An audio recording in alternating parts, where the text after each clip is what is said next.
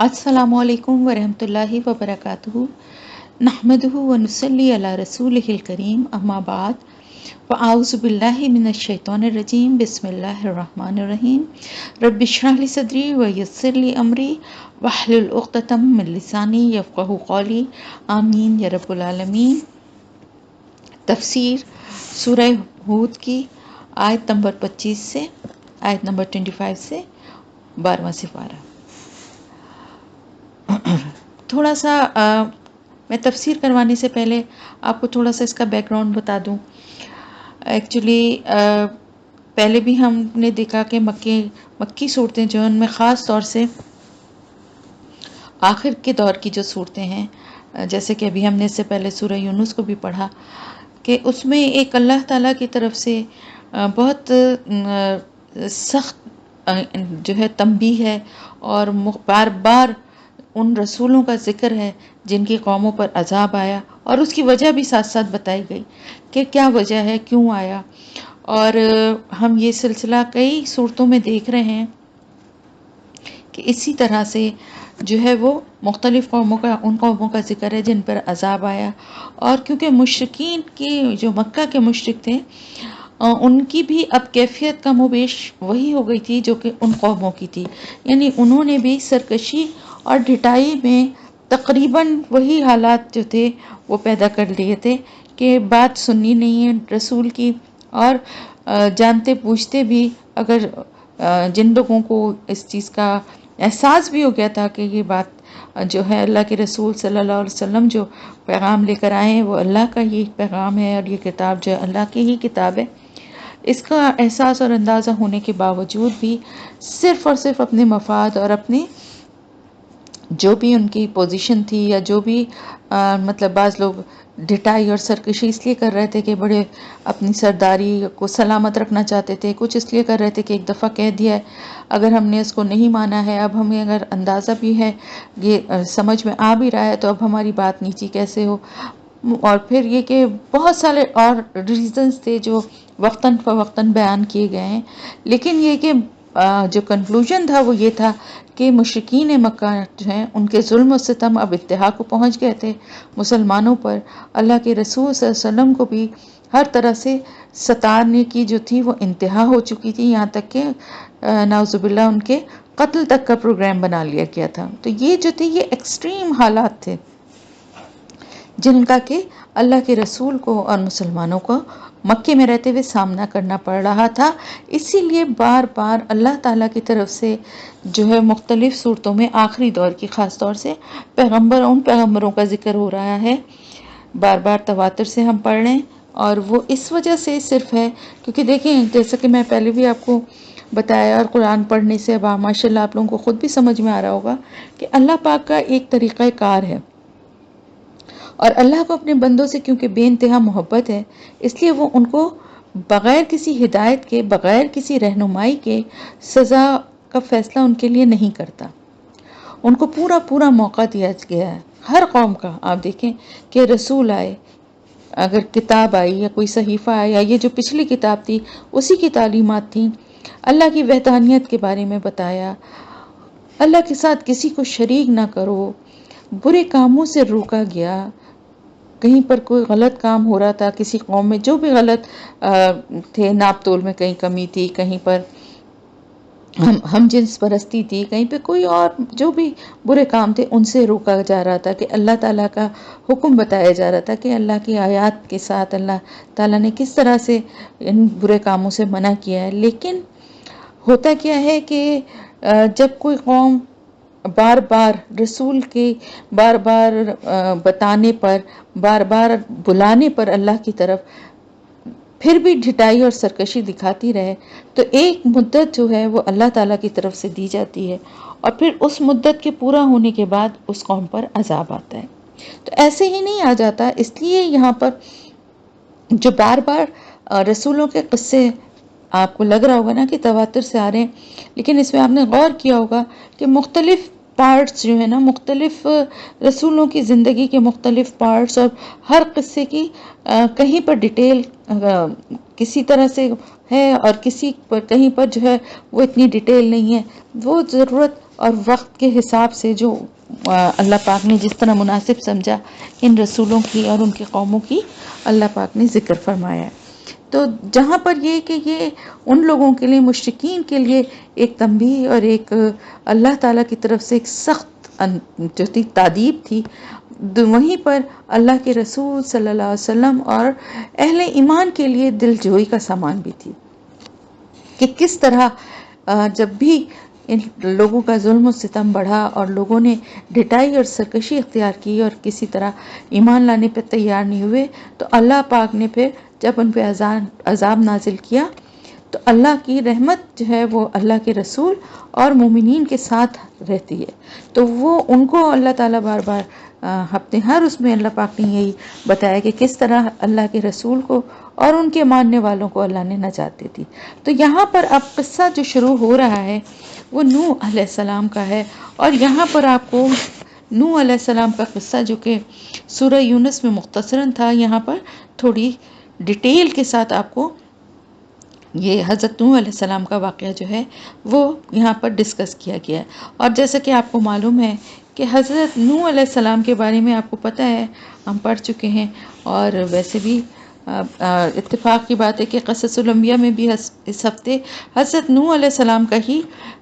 مجھے بتانا تھا، لیکن وہ نہیں ہو سکا، انشاءاللہ اگلے اتوار کو ہوگا۔ تو آپ کو پتہ ہے کس طرح ان کی قوم تباہ ہوئی، حضرت نوح علیہ السلام کی قوم پہ کیا عذاب آیا، پانی کے سیلاب کی شکل میں آیا، یعنی اتنا پانی جو زمین سے بھی ابل رہا تھا اور اوپر آسمان سے بھی برس رہا تھا، اور ساری کی ساری قوم جو ہے، بلکہ پوری دنیا ہی ڈوب گئی پانی میں، سب کچھ ہی ختم ہو گیا، اور بچا کون؟ صرف وہ چند لوگ جو کہ حضرت نوح علیہ السلام کے ساتھ جو کشتی انہوں نے بنائی تھی اس میں جو سوار تھے۔ اور اس کے بعد آگے جو نسل چلی وہ حضرت نوح علیہ السلام سے کی اولاد سے ہی چلی، اور حضرت نوح علیہ السلام کو اسی لیے آدم ثانی بھی کہا جاتا ہے۔ حضرت نوح علیہ السلام کے ایک بیٹے کا نام سام تھا۔ میں یہ تھوڑی سی ڈیٹیل بتا دوں، حالانکہ میں یہ پہلے بھی بتا چکی ہوں، لیکن آپ کو یہاں پہ میں تھوڑا سا پیغمبروں کا بیک گراؤنڈ، کیونکہ آگے پیغمبروں کا ذکر آ رہا ہے تو آپ کو تھوڑی سی اس کی ایک طرح سے سمجھیے اس کا ریویژن ہو جائے کہ حضرت نوح علیہ السلام کے ایک بیٹے کا نام سام تھا۔ وہ اپنی اولاد کے ساتھ عراق کے علاقے میں آباد ہو گئے۔ اس علاقے میں ان کی نسل سے بہت سی قومیں پیدا ہوئیں، انہی میں سے ایک قوم اپنے مشہور سردار عاد کی نام کی وجہ سے مشہور ہوئی، یعنی قوم عاد۔ احقاف کے علاقے میں، جنوب میں جو عرب کے جنوب کا علاقہ تھا احقاف، اس علاقے میں یہ آباد تھی۔ اور جب اس قوم میں شرک عام ہو گیا تو اللہ تعالیٰ نے ان کی اصلاح کے لیے بہت سے نبی بھیجے، اور ان نبیوں کے بعد سب سے آخر میں حضرت ہود علیہ السلام ان کی طرف رسول مبعوث ہو کر آئے۔ یہ سورہ ہود ہے، تو اس لیے میں آپ کو یہ بات بتا رہی ہوں کہ حضرت ہود علیہ السلام جو ہیں وہ کس قوم پر آئے تھے، اور پھر ان کی دعوت کو نہ مانا وہاں ان کے اس علاقے کے لوگوں نے، اور بار بار انہوں نے جو اللہ کی طرف بلاتے رہے، لیکن لوگوں نے ان کی بات کو نہ مانا، ان کو جھٹلایا، ان کا ساتھ نہ دیا، تو پھر یہ قوم بھی عذاب الہی کی حقدار ہو گئی۔ اور حضرت ہود علیہ السلام اپنے اہل ایمان ساتھیوں کو لے کر اپنے ساتھ میں عرب کے وسطی علاقے ہجر کی طرف ہجرت کر گئے۔ ہجر جو ہے نا، پتھر کو جو کہتے ہیں نا، ہجر نہیں بلکہ حجر ہوتا ہے وہ، سوری، حجر جو ہے یعنی وہ حلوے والی ہے سے ہے، ہے جیم رے، حجر۔ تو وہ جب وہاں چلے گئے اس علاقے میں تو پھر وہاں پر ان کی نسل آگے بڑھی، اور شروع میں ظاہر ہے وہ اہل ایمان تھے، لیکن آہستہ آہستہ ان کی قوم جو تھی سمود، اس نے اس قوم کا نام بھی سمود اس لیے پڑا کہ اس میں کوئی ایک بڑی شخصیت گزری تھی جس کا نام سمود تھا، اس لیے ان کے نام پہ یہ قوم سمود جو ہے یہ مشہور ہو گئی۔ یہ لوگ فن تعمیر کے بہت ماہر تھے، یہ سب ہم پڑھ چکے ہیں، دوبارہ سے اس کو میں بتا رہی ہوں مختصراً۔ اور انتہائی سخت پہاڑوں کو تراش کر خوبصورت مکانات اور محلات بھی بناتے تھے، اور اس قوم کی طرف حضرت صالح علیہ السلام مبعوث کیے گئے۔ یہ تینوں قومیں، قوم نوح، قوم عاد اور قوم سمود، حضرت ابراہیم علیہ السلام کے زمانے سے پہلے کی ہیں، ٹھیک ہے۔ اب ہم اور مزید جو ڈیٹیل ہے رسولوں کی وہ آگے جیسے جیسے آئیں گے تو ہم اس کی ڈیٹیل کرتے جائیں گے انشاءاللہ تعالی۔ اب یہاں پر حضرت نوح علیہ السلام کا ذکر ہے۔ حضرت نوح علیہ السلام کی قوم سے پہلے شرک جو ہے وہ نہیں تھا۔ سب سے پہلے یہی قوم ہے جس نے شرک شروع کیا، اور جب حضرت نوح علیہ السلام آئے، وَلَقَدْ اور البتہ بلا شبہ ارسلنا بھیجا ہم نے نوح کو الی قومہ طرف اس کی قوم کے یا اس کی قوم کی طرف، انی بے شک میں، انہوں نے کہا حضرت نوح علیہ السلام نے کہا بے شک میں، لکم تمہارے لیے نذیر مبین ڈرانے والا ہوں کھلم کھلا۔ جب حضرت نوح علیہ السلام کو ان کی قوم کی طرف بھیجا گیا تو انہوں نے سب سے پہلے کیا بات کہی؟ انہوں نے کہا کہ میں تو تمہیں صرف خبردار کرنے والا ہوں، ڈرانے والا ہوں۔ کس بات سے؟ اس بات سے کہ تم جو گناہ کر رہے ہو اس سے باز آ جاؤ۔ ان کہ لا تعبدو نہ تم عبادت کرو الا اللہ مگر اللہ کی، انی بے شک میں اخافو میں ڈرتا ہوں، علیکم تم پر، عذاب سے، یومن علیم دردناک دن کے۔ کس چیز سے ڈرانے والا ہوں؟ کس بات کے لیے نصیحت کرنے آیا ہوں؟ اللہ تعالیٰ کی طرف سے مجھے بھیجا گیا ہے اس لیے کہ میں تمہیں ڈراؤں، خبردار کروں کہ تم اللہ کے علاوہ، اللہ کے سوا کسی کی بھی عبادت نہیں کرو۔ کیوں؟ کیونکہ میں ڈرتا ہوں کہ کہیں تم پر کوئی دردناک عذاب نہ آ جائے۔ کیونکہ ظاہر ہے رسول کی سب سے بڑی ذمہ داری کیا ہے؟ اللہ کا پیغام پہنچانا، اور اس پیغام کی سب سے اہم بات اور سب سے ضروری بات کیا ہے؟ بنیادی جس پہ یہ ساری تعلیمات کی بنیاد ہے وہ بات کیا ہے؟ ایک اللہ کا اقرار کرنا اور صرف اسی کی عبادت کرنا، صرف اسی سے مدد مانگنا، جیسے کہ ہم سورہ فاتحہ میں پڑھتے ہیں نا، ایاک نعبد و ایاک نستعین، یعنی ہم صرف تیری ہی عبادت کرتے ہیں اور صرف تجھ سے ہی مدد مانگتے ہیں، کیونکہ اللہ کے سوا عبادت کا کسی کو یہ زیب ہی نہیں دیتا کہ اس کی عبادت کی جائے۔ اللہ کے علاوہ کوئی حقدار ہی نہیں ہے، کوئی اس قابل ہی نہیں ہے، اور نہ ہی کوئی ایسا ہے جو اللہ کے علاوہ جو کسی کی مدد کر سکے۔ تو پیغمبر جو تھے، ہر پیغمبر نے یہی نصیحت کی، اور حضرت نوح علیہ السلام نے بھی یہی کہا اپنی قوم سے کہ میں تمہیں اللہ کے عذاب سے ڈرانے کے لیے آیا ہوں، کہ اگر تم نے اللہ کے علاوہ جن کو تم نے شریک بنایا ہوا ہے ان کی عبادت نہ چھوڑی تو تم دردناک عذاب کے حقدار ہو جاؤ گے، اور صرف اللہ ہی کی عبادت کرو، اور اللہ کہ آگے اس نافرمانی کی وجہ سے تمہیں جو سزا ملے گی، جو دردناک عذاب کی شکل میں اس سے تمہیں خبردار کرنے کے لیے آیا ہوں۔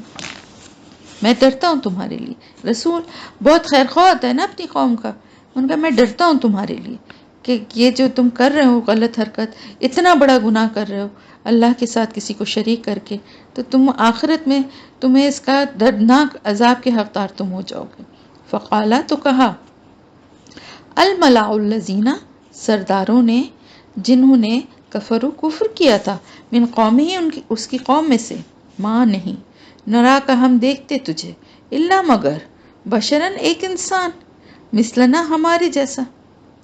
وما اور نہیں نرا کا ہم دیکھتے تجھے، اتبع کا کہ پیروی کی تیری، الا مگر الذین ان لوگوں نے جو ہم وہ اراذلنا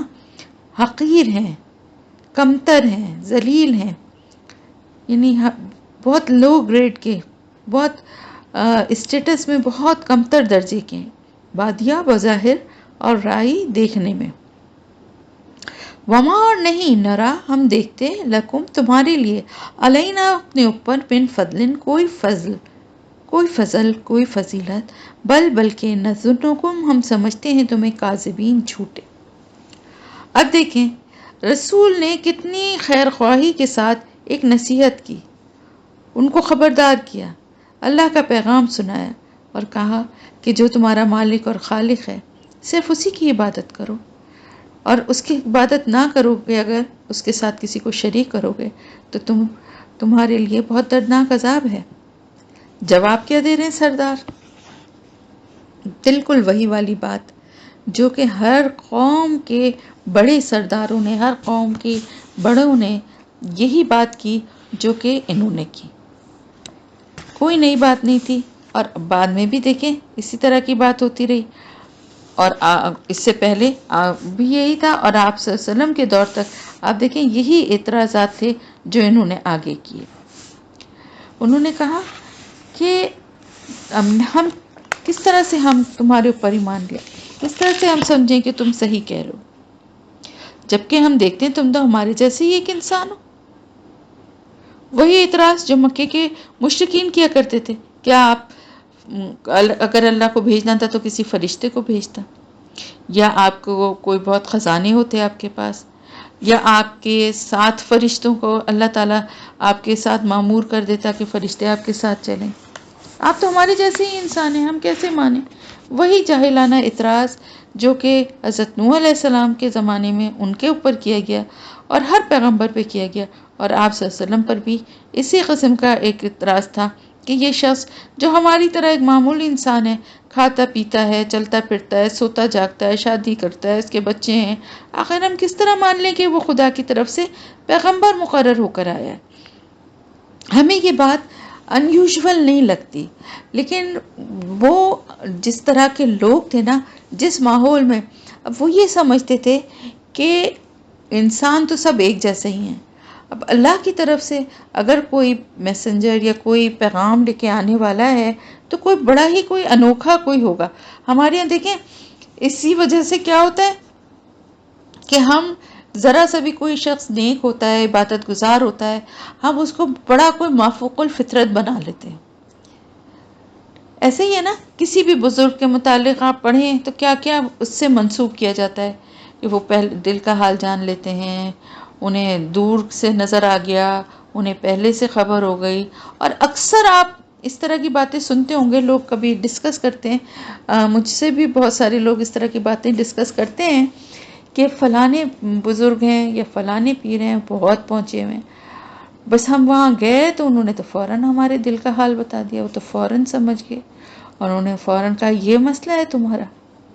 اس قسم کی باتیں نا، تو ہمارے ہاں ہماری سوچ کیا ہے؟ ہماری بھی سوچ اسی طرح کی جاہلانہ ہے. اگر ہم اس طرح کی باتیں کریں کہ اگر کوئی اللہ کا نیک بندہ ہے، کوئی عبادت گزار ہے، تو وہ کچھ نہ کچھ کرشمے، کوئی نہ کوئی معجزے کرتب دکھائے، کوئی خاص کچھ کر کے دکھائے، تو ہم مانیں گے کہ یہ بہت کوئی انوکھا یا کوئی بڑا کوئی نیک انسان ہے. اگر وہ نارمل ہماری طرح کا انسان ہے، دیکھیں میری نظر میں ہر وہ انسان نیک اور بہت اچھا ہے جو اپنی زندگی اللہ کے بتائے ہوئے طریقے، جیسا کہ رسول صلی اللہ علیہ وسلم نے جو کچھ سکھایا ہے ویسے اپنی زندگی گزار رہا ہے. کیا مطلب ہے؟ مطلب یہ کہ جو شخص نہ 5 وقت کی نماز پڑھتا ہے، جو شخص جھوٹ نہیں بولتا، غیبت نہیں کرتا، کسی کا دل نہیں دکھاتا، کسی کا حق نہیں مارتا، ضرورت مندوں کی مدد کرتا ہے خاموشی سے، کسی بری سرگرمیوں میں ملوث نہیں ہے، کوئی بیہودہ چیزیں نہیں دیکھتا، کسی ایسی غلط جگہ پہ نہیں جاتا، کوئی حرام چیز نہیں کھاتا، کوئی حرام چیز نہیں پیتا، میری نظر میں وہ بہت اللہ کا نیک بندہ ہے. اپنی زبان سے کسی کو نقصان نہیں پہنچاتا. ہر وہ انسان جو یہ ایسا کرتا ہے میری نظر میں اللہ کا بہت نیک بندہ ہے. وہ اس کے لیے ضروری نہیں ہے کہ وہ میرے شکل دیکھتے ہی میری قسمت کا حال بھی بتا دے اور میرے دل میں جو پریشانی ہے اس کو بھی بتا دے. یہ کوئی کرائٹیریا تو نہیں ہے نا. تو وہ جو تھے اس دور میں بھی حضرت نوح علیہ السلام پر بھی اسی قسم کا اعتراض کیا جو کہ بعد میں حضور اکرم صلی اللہ علیہ وآلہ وسلم پر بھی کیا گیا کہ آپ تو ہمارے جیسے ایک انسان ہیں، ہم کس طرح آپ کو مان لیں کہ آپ جو ہیں اللہ کے رسول ہیں. آپ تو مطلب جیسے ہم لوگ اپنی زندگی گزار رہے ہیں اسی طرح آپ بھی گزار رہے ہیں، جیسے ہمارے رشتے ہیں ویسے ہی آپ کے بھی رشتے ہیں. پھر دوسرا اعتراض وہ بھی وہی جو کہ اس دور میں بھی تھا اور آپ صلی اللہ علیہ وآلہ وسلم پر بھی یہی اعتراض کیا گیا. اب آپ کو دیکھیں سمجھ میں آ رہا ہے نا کہ کیوں یہ پیغمبروں کے واقعات بیان کیے جا رہے ہیں. یہ صرف قصے کہانیاں نہیں ہیں بلکہ حالات کی سملیرٹی تھی کہ آپ صلی اللہ علیہ وسلم کو بھی انہی مسائل کا اور انہی حالات کا سامنا کرنا پڑ رہا تھا جو کہ آپ سے پہلے رسولوں کو کرنا پڑا تھا. اور اسی طرح آپ کی قوم بھی اسی طرح کی باتیں جہالت کی اور سرکشی کی کر رہی تھی جیسا کہ پچھلی قوموں نے کیا تھا، تو انہوں نے بھی وہی اعتراض کیا۔ ایک تو یہ اعتراض کہ آپ تو ہمارے جیسے ہی ایک انسان ہیں، ہم کیسے مان لیں آپ اللہ کے رسول ہیں۔ دوسری بات یہ کہ ہم تو دیکھتے ہیں کہ آپ کے ساتھ جو آپ کی پیروی کرنے والے لوگ ہیں وہ تو ہم میں سے جو ادنا درجے کے لوگ ہیں، یعنی جو مفلس اور نادار ہیں اور نچلے طبقے کے لوگ ہیں، ہمیں تو وہی نظر آتے ہیں زیادہ آپ کے آس پاس، کہ آپ کے ساتھ وہی لوگ ہیں۔ تو یہ بھی ایک ہماری، تو ہم کس طرح آپ کو مانیں کہ آپ اللہ کے رسول ہیں۔ ہوتا کیا تھا، بات یہ ہے کہ دیکھیں، جب بھی اللہ کا کوئی بھی پیغمبر یا رسول جو ہے اللہ کا پیغام لے کر آتا ہے، تو ہوتا کیا ہے کہ جو اس معاشرے کے پہلے سے بڑے برے حالات میں اور ستائے ہوئے جو ہوتے ہیں نا لوگ، ان کو وہ اپنا نجات دہندہ نظر آتا ہے، اور ان کے پاس غرور و تکبر نہیں ہوتا، اس لیے کہ وہ ظاہر ہے جس طرح کے حالات میں زندگی گزار رہے ہوتے ہیں ان میں یہ سرکشی اور غرور و تکبر نہیں ہوتا کہ وہ بات ہی نہ سنے۔ اور جب کوئی غرور اور تکبر اور سرکشی کو اپنے دل و دماغ سے نکال کے حق کی بات سنے گا ٹھنڈے دل سے، تو ضرور ضرور اس کے دل پہ وہ اثر بھی کرے گا اور وہ ایمان لے آئے گا۔ لیکن ہوتا کیا تھا کہ جو بڑے لوگ ہوتے تھے، دولت مند ہوتے تھے، بڑے عہدوں پر ہوتے تھے، جیسے سرداران تھے یا بڑے بڑے پیسے والے لوگ تھے، ان کے پاس غرور و تکبر اور سرکشی، وہ بات سننے کو ہی نہیں تیار ہوتے تھے۔ اب دیکھیں نا، فرعون اور اس کا جو درباری تھے، ان کے ساتھ کیا مسئلہ تھا، نشانیاں بھی دیکھتے تھے لیکن اپنے غرور اور تکبر میں، اپنی سرکشی میں نہیں مانتے تھے۔ تو یہی یہاں پہ بھی ان کا، نوح علیہ السلام کی قوم کے جو سردار تھے ان کا بھی یہی حال تھا کہ وہ بھی یہی بات کہنے لگے کہ آپ کے ساتھ جو ہیں مکے کے بڑے بڑے اور اونچے طبقے کے لوگ تو آپ کے ساتھ ہیں ہی نہیں، آپ کے ساتھ تو اس طرح کے لوگ ہیں، یعنی ایک تو یوتھ تھی، لڑکے تھے ینگ جو ہیں، کیونکہ جو جوان ہوتے ہیں نا وہ میرا بھی یہی ماننا ہے اور میرا بھی یہی تجربہ ہے کہ وہ جلدی حق کو سننے اور سمجھنے کی ان میں صلاحیت زیادہ ہوتی ہے۔ جتنے بڑے عمر کے ہوتے جاتے ہیں وہ اپنی باتوں میں پکے ہوتے جاتے ہیں، ہمارے باپ دادا کا یہی کرنا تھا، ایسے ہی اصول تھے، یہی اسی طرح کی رسمیں ہوتی تھیں، ہم نہیں چینج کر سکتے، اس طرح کی باتیں بڑی عمر کے لوگ زیادہ کرتے ہیں۔ ینگ لوگ جب اگر ان کو کوئی اچھی بات بتائی جائے تو وہ جلدی اس کو پک کرتے ہیں، جلدی وہ بات کو سمجھتے ہیں، ان کے دل تک پہنچتی ہے۔ تو ایک تو آپ صلی اللہ علیہ وسلم کے ساتھ ایک جو ینگ جو جنریشن تھی، جو یوتھ تھے، وہ تھے آپ کے ساتھ، اور دوسرے یہ کہ بہت سے ایسے تھے جیسے حضرت بلال رضی اللہ تعالیٰ عنہ، اسی طرح اور بہت سے ایسے معاشرے کے ستائے ہوئے کچلے ہوئے لوگ، غلام بھی تھے اور غریب لوگ بھی تھے کہ جن کے اوپر بہت مظالم ہو رہے تھے، اور وہ ظاہر ہے حق بات کو سننے کے لیے تیار تھے، اور کیونکہ جب دل سے کوئی آمادہ ہوتا ہے اور سنتا ہے تو بات اس کو سمجھ میں بھی آتی ہے، اور وہ پھر اس پہ کو ماننے والا اور عمل کرنے والا بھی بنتا ہے۔ لیکن اگر کوئی ڈٹائی میں، سرکشی میں، جیسے آپ دیکھیں نا اس کے برعکس ابو سفیان اور ابو جہل، ان کا میں بتا چکی ہوں نا، اور ولید بھی، کہ یہ لوگ سنتے تھے چھپ چھپ کے قرآن اور ان کے اوپر اثر ہوتا تھا، لیکن بجائے اس کے کہ یہ ایمان لائے، یہ کہتے تھے آئندہ سے ہم نہیں سنیں گے، اور دوسرے کو بھی منع کرتے تھے کہ حالانکہ ابو جہل نے کہا بھی تھا کہ مجھے یقین ہے کہ ہاں یہ اللہ کا ہی کلام ہے اور یہ اللہ کے رسول ہیں، لیکن ان پہ میں تو ان پہ مان نہیں لا سکتا، اس سے کہ ظاہر سرداری اور ساری جو کچھ منصب اور وہ ہے وہ چھن جائے گا۔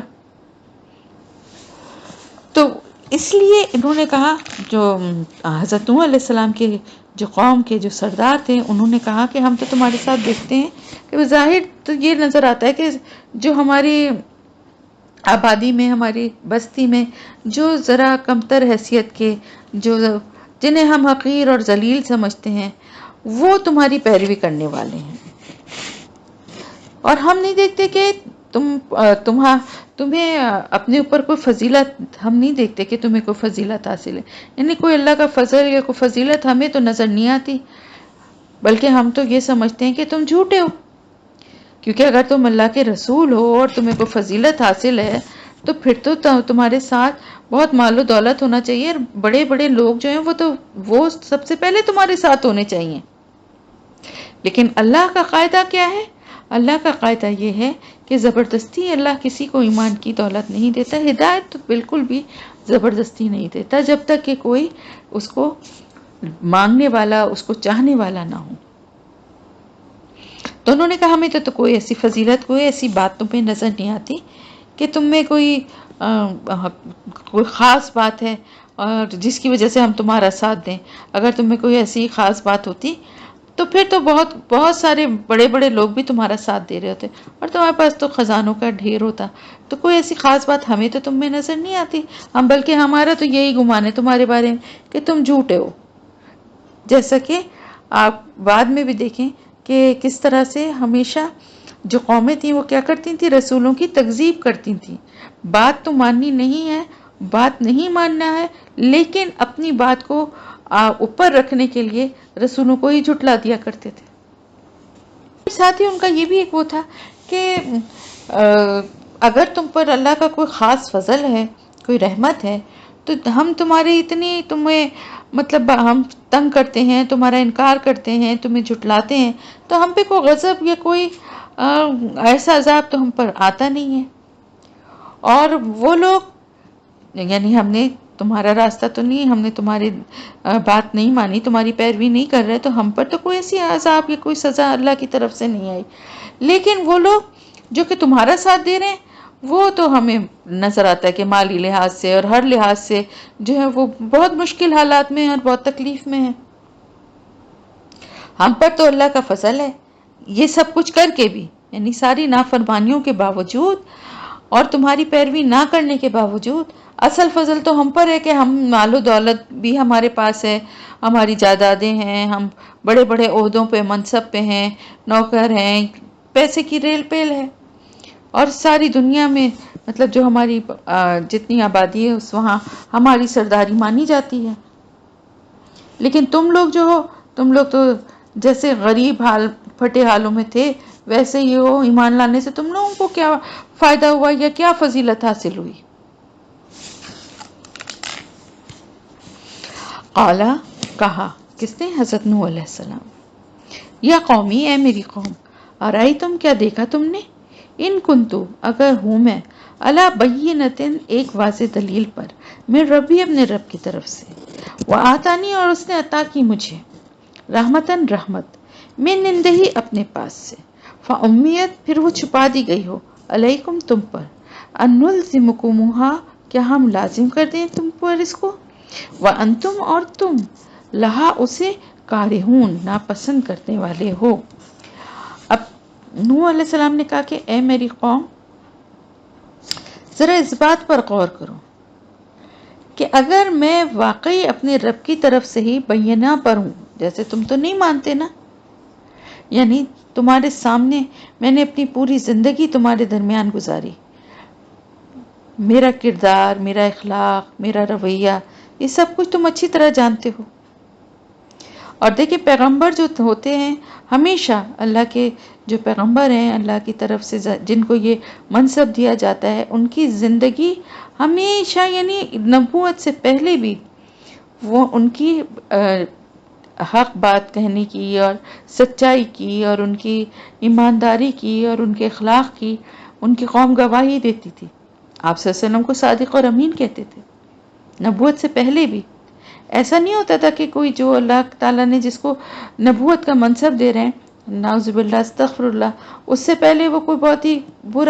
بری عادتوں میں مبتلا ہو، کوئی برے کردار کا آدمی ہو، کوئی غلط کام کرتا ہے، لیکن نبوت ملتے ہی ایک دم چینج ہو جائے، ایسا نہیں ہے۔ ایک اللہ کا رسول جو ہے اس کی تھرو آؤٹ پوری زندگی جو ہے نا وہ گناہوں سے، عیبوں سے پاک ہوتی ہے۔ جیسے کہ آپ صلی اللہ علیہ وسلم کو دیکھیں نا، ایمان کہ جب آپ نے اللہ کی دین کی دعوت دی، آپ کے دشمن بن گئے، لیکن امانتیں اپنی پھر بھی آپ ہی کے پاس رکھواتے تھے۔ ہجرت کے وقت جو ہے کس طرح سے حضرت علی رضی اللہ تعالیٰ عنہ کو کیوں چھوڑ کر گئے اپنے بستر پہ کہ جو امانتیں ہیں وہ لوگوں تک پہنچا کے واپس آنا۔ تو آپ یہ دیکھیں کہ ویسے دشمن جان کے بنے ہوئے ویسے جو ہے وہ آپ صلی اللہ علیہ وسلم کے سامنے جو ہے یا ان کے پیٹھ پیچھے بھی ان کی دشمنی اور پلاننگ ہو رہی ہے اور جھٹلا رہے ہیں اور ان کا مذاق اڑا رہے ہیں، سب کچھ اپنی جگہ ہے، لیکن امانتیں اپنے پاس اپنی جو ہیں وہ لا کے آپ صلی اللہ علیہ وسلم کے پاس ہی رکھوا رہے ہیں، کیونکہ اتنا اندھا ٹرسٹ تھا کہ آپ صلی اللہ علیہ وسلم جو ہیں وہ امانت دار ہیں، صادق اور امین ہیں۔ تو یہی انہوں نے بھی کہا کہ تمہارے سامنے میری پوری زندگی ہے، میرا پورا کردار ہے کہ میں کس طرح سے یہاں تمہارے ساتھ جو ہے میں نے اپنی زندگی گزاری ہے۔ بات یہ کہ جو اللہ کے رسول ہوتے ہیں، جو پیغمبر ہوتے ہیں، ان کا دل خود بخود جو ہے نا وہ اللہ یعنی فطرت کی طرف، حق کی طرف مائل ہوتا ہے۔ جیسے کہ دیکھیں حضرت ابراہیم علیہ السلام کا ہم نے جب پڑھا تھا تو ہمیں پتہ چلا نا کہ انہوں نے کس طرح وہ اپنے رب کو ڈھونڈ رہے تھے، کہ انہیں پہلے لگا کہ چاند کو دیکھا، ستارے کو دیکھا، سورج کو دیکھا، سب کو دیکھ کے انہوں نے کہا شاید یہ میرا رب ہے، لیکن جب وہ غروب ہو گئے تو انہوں نے کہا میرے رب کو وہ غروب نہیں ہو سکتا، ظاہر ہے رب کو تو زوال نہیں ہے تو یہ میرا رب ہو نہیں سکتا۔ یعنی دل جو ہوتا ہے ان کا وہ پہلے ہی حق کی طرف اور توحید کی طرف مائل ہوتا ہے۔ آپ صلی اللہ علیہ وسلم کے لیے بھی دیکھیں ہمیں پتہ ہے نا کہ آپ جا کے غار حرا میں جا کے آپ کئی دن وہاں گزارتے تھے، راتیں وہاں گزارتے تھے، تو وہاں کیا کرتے تھے؟ اللہ کی عبادت کرتے تھے، غور و فکر کرتے تھے، کائنات کی نشانیوں کے اوپر غور کرتے تھے، اور ان کا دل جو تھا وہ بے چین تھا کہ ان کو اندازہ ہوتا تھا یہ کہ یہ میرا رب جو ہے وہ کوئی اور ہے، کہیں اور ہے، لیکن پوری طرح سے ظاہر ہے ان کے اس وقت تک اللہ کی طرف سے وحی کا نزول نہیں ہوا تھا، لیکن دل جو تھا وہ حق کی تلاش میں جو تھا وہ بے چین تھا۔ تو ہر رسول کا ایسے ہی حال ہوتا ہے۔ تو انہوں نے یہی کہا کہ میری قوم کیا تم نے مجھے دیکھا کہ میں ایک واضح دلیل پر، یعنی میں جو میرا طور طریقہ، جو میری زندگی گزارنے کا جو انداز تھا، جو میری اندر جو کوالٹیز ہیں وہ تو تم دیکھتے ہی تھے نا کہ میں تمہارے درمیان رہا ہوں۔ پھر اللہ کی طرف سے میں ایک واضح دلیل پہ تھا، یعنی میرا دل جو تھا وہ پہلے ہی اللہ کی طرف سے فطرت اور حق کی طرف جو ہے وہ مائل تھا، اور پھر اس کے بعد اللہ نے مجھے اپنی رحمت بھی اپنے پاس سے عطا کر دی، اور وہ رحمت جو اللہ کی طرف سے مجھے عطا کی گئی ہے ایسا لگتا ہے کہ جیسے تم سے چھپا دی گئی ہے۔ میں اسی کی دعوت تمہیں دے رہا ہوں، لیکن ایسا لگتا ہے کہ تمہیں وہ بات نظر ہی نہیں آ رہی، وہ چھپا دی گئی تم پر۔ کا یہی مطلب ہے کہ اللہ کی طرف بلا رہا ہوں، میں اللہ کی توحید کی نشانیاں بتا رہا ہوں تمہیں، ایک اللہ کی عبادت کرنے کا کہہ رہا ہوں، لیکن ایسا لگتا ہے جیسے تمہاری بات سمجھ میں ہی نہیں آ رہی ہے، جیسے یہ ساری جو اللہ کی طرف سے نشانیاں اور جو اللہ کی طرف سے رہنمائی ہے جو مجھے حاصل ہوئی ہے تم سے وہ جیسے چھپا ہی دی گئی ہے۔ تو میں تم کو صرف بتا ہی سکتا ہوں کہ میرے اوپر اللہ کی طرف سے اللہ کی رحمت ہے جو میرے اوپر وہی آتی ہے، اور میں اس کو تم لوگوں کو دکھا نہیں سکتا، میں تم لوگوں کو صرف بتا ہی سکتا ہوں۔ اور اب تم لوگوں کو ایسا لگتا ہے کہ جیسے تم لوگوں کو میری بات کا کوئی تم سمجھتے ہی نہیں اس کو صحیح، اور اس پہ کوئی تمہیں یقین ہی نہیں ہوتا ہے۔ تو اب اگر ایسی سچویشن ہے، اگر اس طرح کی سچویشن ہے کہ تم اس بات کو ماننا ہی نہیں چاہتے، تو کیا زبردستی تمہارے اوپر، یعنی تم اس کو ناپسند کر رہے ہو، تو کیا زبردستی تمہیں میں کس طرح سے تم کو کوئی ایمان، مطلب تم کس طرح ایمان کی دولت جو ہے وہ تمہیں ملے گی، جبکہ تم مستقل اس کا انکار ہی کیے جا رہے ہو، اور تم اس کو دیکھتے ہوئے بھی ایسا لگتا ہے کہ تمہیں کچھ نہیں نظر آ رہا، تمہیں کوئی اللہ کی نشانیاں جو رسول کی بات ہے کچھ سمجھ میں نہیں آ رہی ہے، تو زبردستی تو تمہیں کوئی مومن نہیں بنا سکتا نا، زبردستی تو کوئی اللہ کے دین پہ تمہیں نہیں چلا سکتا، زبردستی تو کوئی کسی کو مجبور نہیں کر سکتا نا کہ ضرور ہی اللہ کو اپنا معبود بنائے۔ اور حضرت نوح علیہ السلام جیسے کہہ رہے تھے کہ مجھے اللہ کا رسول مانو، اور ایک اللہ کی عبادت کرو اور مجھے اللہ کا رسول مانو، یہ زبردستی تو میں تم سے نہیں کروا سکتا نا۔ میں صرف کیا کام ہے میرا کہ اللہ پاک نے مجھے جو وحی کی شکل میں جو اللہ کا پیغام جو مجھے ملا ہے میں تم تک پہنچاؤں، بار بار تمہیں بلاؤں اس راستے کی طرف۔ لیکن اگر تم ڈھیٹ بن گئے ہو اور اسے نظریں چرا رہے ہو اور جاننا ہی نہیں چاہتے، اس کو ماننا ہی نہیں چاہتے، جان بوجھ کے بھی تم اس کا انکار کر رہے ہو، تو پھر کیا ہو سکتا ہے؟ اس زبردستی کوئی ڈنڈے کے زور پہ کسی کو کوئی مسلمان بنا سکتا ہے؟ کوئی نہیں بنا سکتا۔ کوئی بھی کام ڈنڈے کے زور پہ جو بھی ہوتا ہے وہ عارضی ہوتا ہے، کوئی دل سے نہیں ہوتا۔ دل سے اسی وقت ہوتا ہے جب انسان دل سے اس بات کو مانے اور اس پہ پھر عمل کرے۔ تو انہوں نے کہا تم جب اس کو ناپسند کرتے ہو تو تمہیں کس طرح سے زبردستی تمہیں یہ ایمان کی دولت جو ہے تم تک پہنچائی جائے۔ وَيَا قَوْمِ، اور اے میری قوم، لا اسألکم، نہیں میں سوال کرتا تم سے، علیہ اس پر، مالا کسی مال کا، ان نہیں، اجریہ اجر میرا، اللہ مگر، اللہ اللہ کے ذمہ، وما اور نہیں، انا میں، بطاردی دور کرنے والا، الذین ان لوگوں کو جو آمنو ایمان لائے، انہم بے شک وہ، ملاقات کرنے والے ہیں، ربہم اپنے رب سے، ولیکنی اور لیکن میں، اراکم دیکھتا ہوں تمہیں، قومن تجہلون ایک قوم جو جہالت برت رہی ہے۔ اب انہوں نے کیا کہا حضرت نوح علیہ السلام نے؟ انہوں نے کہا بھئی اے میری قوم کے لوگوں، میں تم لوگوں کو کیوں میری نیت پہ کوئی شک ہے؟ میں تم سے اس کے بدلے میں کچھ مانگتا ہوں؟ کوئی مطالبہ ہے میرا؟ میں نے کچھ کہا ہے کہ میں تمہیں جیسے اللہ کے رسول صلی اللہ علیہ وسلم، میں اس لیے بار بار یہ بات کر رہی ہوں کہ ہمیں یہ کمپیریزن ذہن میں رکھنا ہے کہ لوگوں کی نیت اور فطرت جو ہے نا وہ بدلی نہیں تھی، اور آپ صلی اللہ علیہ وسلم کے دور میں بھی آپ کو اسی قسم کی مخالفتوں کا سامنا کرنا پڑا۔ تو انہوں نے کہا کہ بھائی میں تو ایک بے غرض انسان ہوں تمہیں نصیحت کرنے کے لیے، کیونکہ اللہ پاک نے مجھے اس کام کے لیے، مجھے اللہ تعالیٰ نے چنا ہے، ٹھیک ہے؟ تو یہ میرا کوئی فائدہ نہیں ہے، اس میں جو میں تمہیں اللہ کے دین کی طرف بلا رہا ہوں اس میں میرا کوئی فائدہ نہیں ہے، یہ تمہارے ہی اس میں بھلائی ہے، اور یہ ساری مشقتیں اور تکلیفیں تمہاری طرف سے دی گئی تمام اذیتیں، یہ سب کچھ جو میں برداشت کر رہا ہوں، تو تم بتاؤ کہ میرا کوئی اس میں ذاتی مفاد ہے؟ کچھ مانگا میں نے تم سے؟ میں تمہیں اللہ کے دین کی طرف اگر بلا رہا ہوں اور اس میں مجھے ناکامی یا مخالفتوں کا سامنا کرنا پڑ رہا ہے تو اس کے بدلے میں تم سے کچھ مانگ تو نہیں رہا ہوں نا۔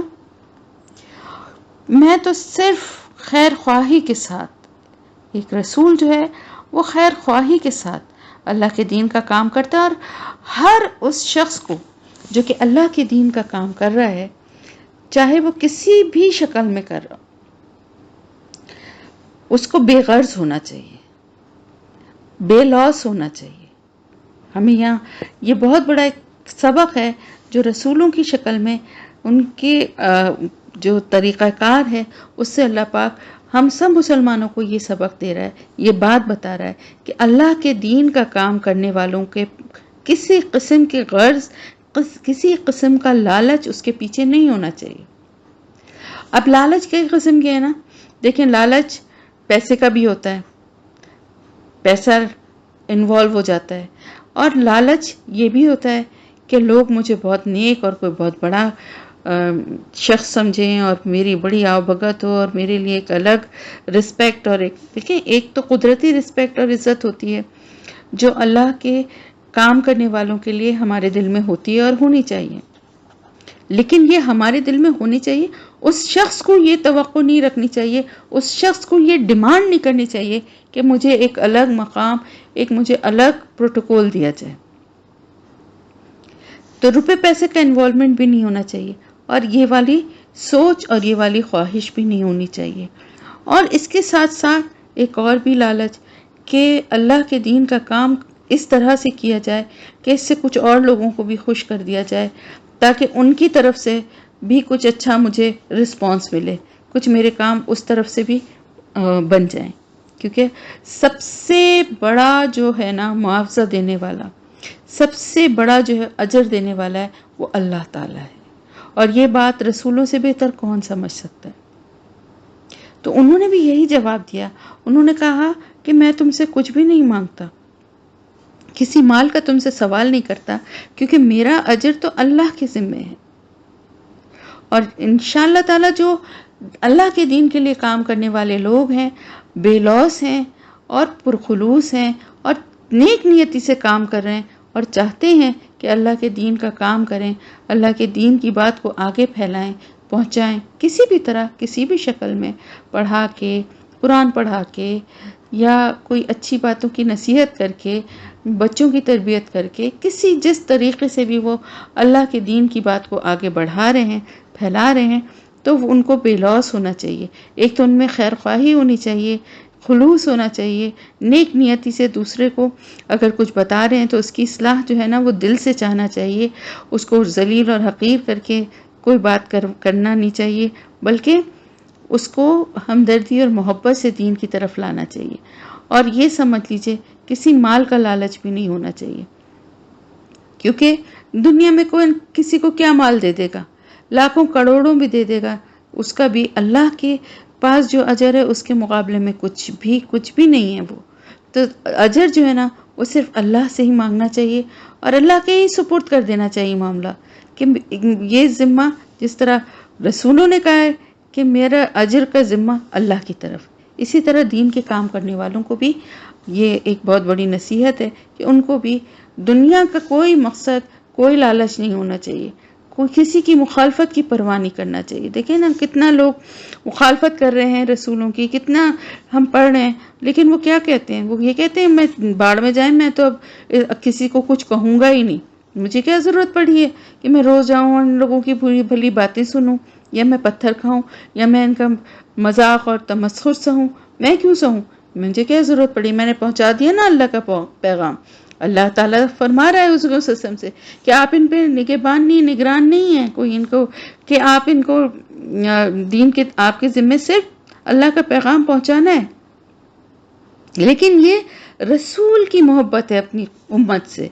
اس کی خیر خواہی اور اس کا خلوص ہے کہ وہ اپنی امت کو بچانا چاہتا ہے. تو اسی طرح ایک دین کے کام کرنے والے کو بھی اتنا ہی خیر خواہ ہونا چاہیے کہ اس کو پتہ ہے کہ میرے ذمہ صرف پیغام کو پہنچانا ہے، لیکن وہ پھر صرف اسی پہ اکتفا کر کے نہ بیٹھے، بلکہ دیکھے کہ جہاں کہیں پر بھی کوئی کمی ہے، کوئی کسی وجہ سے اس راستے کی طرف نہیں آ پا رہا، اس کا ہاتھ پکڑ لے. کسی کے ذہن میں کوئی کنفیوژن ہے، اس کو نرمی سے محبت سے دور کر دے. کسی کے ذہن میں سوالات ہیں، کوئی بددل ہے، کوئی دکھی ہے، اس کو نرمی سے محبت سے اس راستے کی طرف لے آئے، بار بار کہے، بار بار بلائے، بار بار بلائے. دیکھیں رسولوں نے ہمت نہیں ہاری نا، اور ہمیں اپنے پیارے نبی صلی اللہ علیہ وسلم کی اتباع کرنی ہے نا، کہ کس طرح سے مستقل مزاجی سے اللہ کا پیغام لوگوں تک پہنچاتے رہے. ہر مسلمان جو ہے نا وہ اپنی اپنی جگہ ذمہ دار ہے اس بات کا کہ وہ اللہ کے پیغام کو آگے پہنچائے. تو انہوں نے یہی کہا کہ میں تم سے تو کوئی سوال نہیں کرتا ہوں کسی اجر کا، میرا اجر تو میرے اللہ کے ذمہ ہے، اور نہ ہی میں ان لوگوں کو دور کرنے والا ہوں جو ایمان لائے ہیں. یعنی ان کا مطالبہ یہ تھا نا کہ ہم جیسے مکے میں بھی یہ کہا جاتا تھا نا کہ ان لوگوں کو اپنی محفل میں نہ بٹھائیں تو پھر ہم آئیں گے. تو انہوں نے کہا یہ میں تمہارا مطالبہ نہیں مان سکتا، کیونکہ یہ لوگ جو میرے پاس آتے ہیں، جو ایمان لے آئے ہیں، ان کو تم یہ کہتے ہو کہ وہ ادنا طبقے سے تعلق رکھتے ہیں، لیکن وہ کیونکہ اہل ایمان ہیں اس لیے میرے نزدیک وہ بہت اہم اور معزز لوگ ہیں، اور تمہارے کہنے پر میں انہیں خود سے دور نہیں ہٹا سکتا. تو یہ بھی بات بہت ایک اچھا سبق ہے کہ کسی کی حیثیت یا کسی کی مالی حیثیت کی کمی یا کسی اور طریقے سے اس کو اپنے سے کمتر سمجھ کے کسی اہل ایمان کو اس کے ساتھ کوئی ایسا بیہیو نہیں کرنا چاہیے. عام زندگی میں بھی اگر دیکھیں مسلمان سب برابر ہیں، روپیہ اور پیسے کی تقسیم اللہ کی طرف سے دنیاوی ایک وہ ہے تقسیم ہے، لیکن ایمان کے لحاظ سے سب برابر ہیں. اور کیا پتا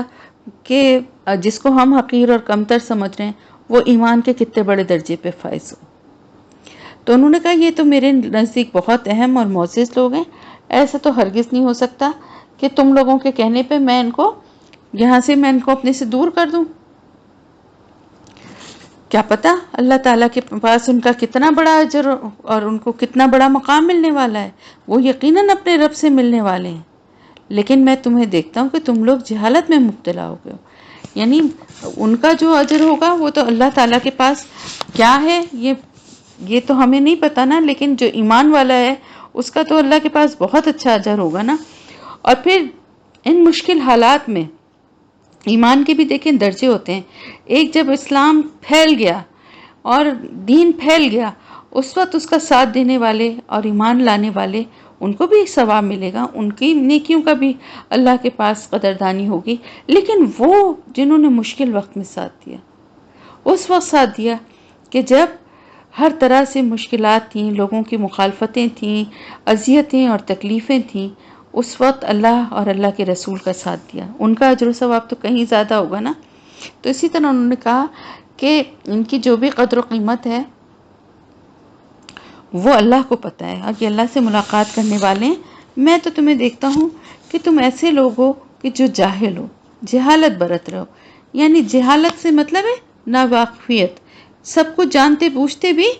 انجان بن کے جاہل بن رہے ہو، کہ یہ سب تمہیں نظر آ رہا ہے کہ جو لوگ ایمان لائے ہیں ان کا کردار بھی تمہیں نظر آ رہا ہے، لیکن اس کے باوجود تمہیں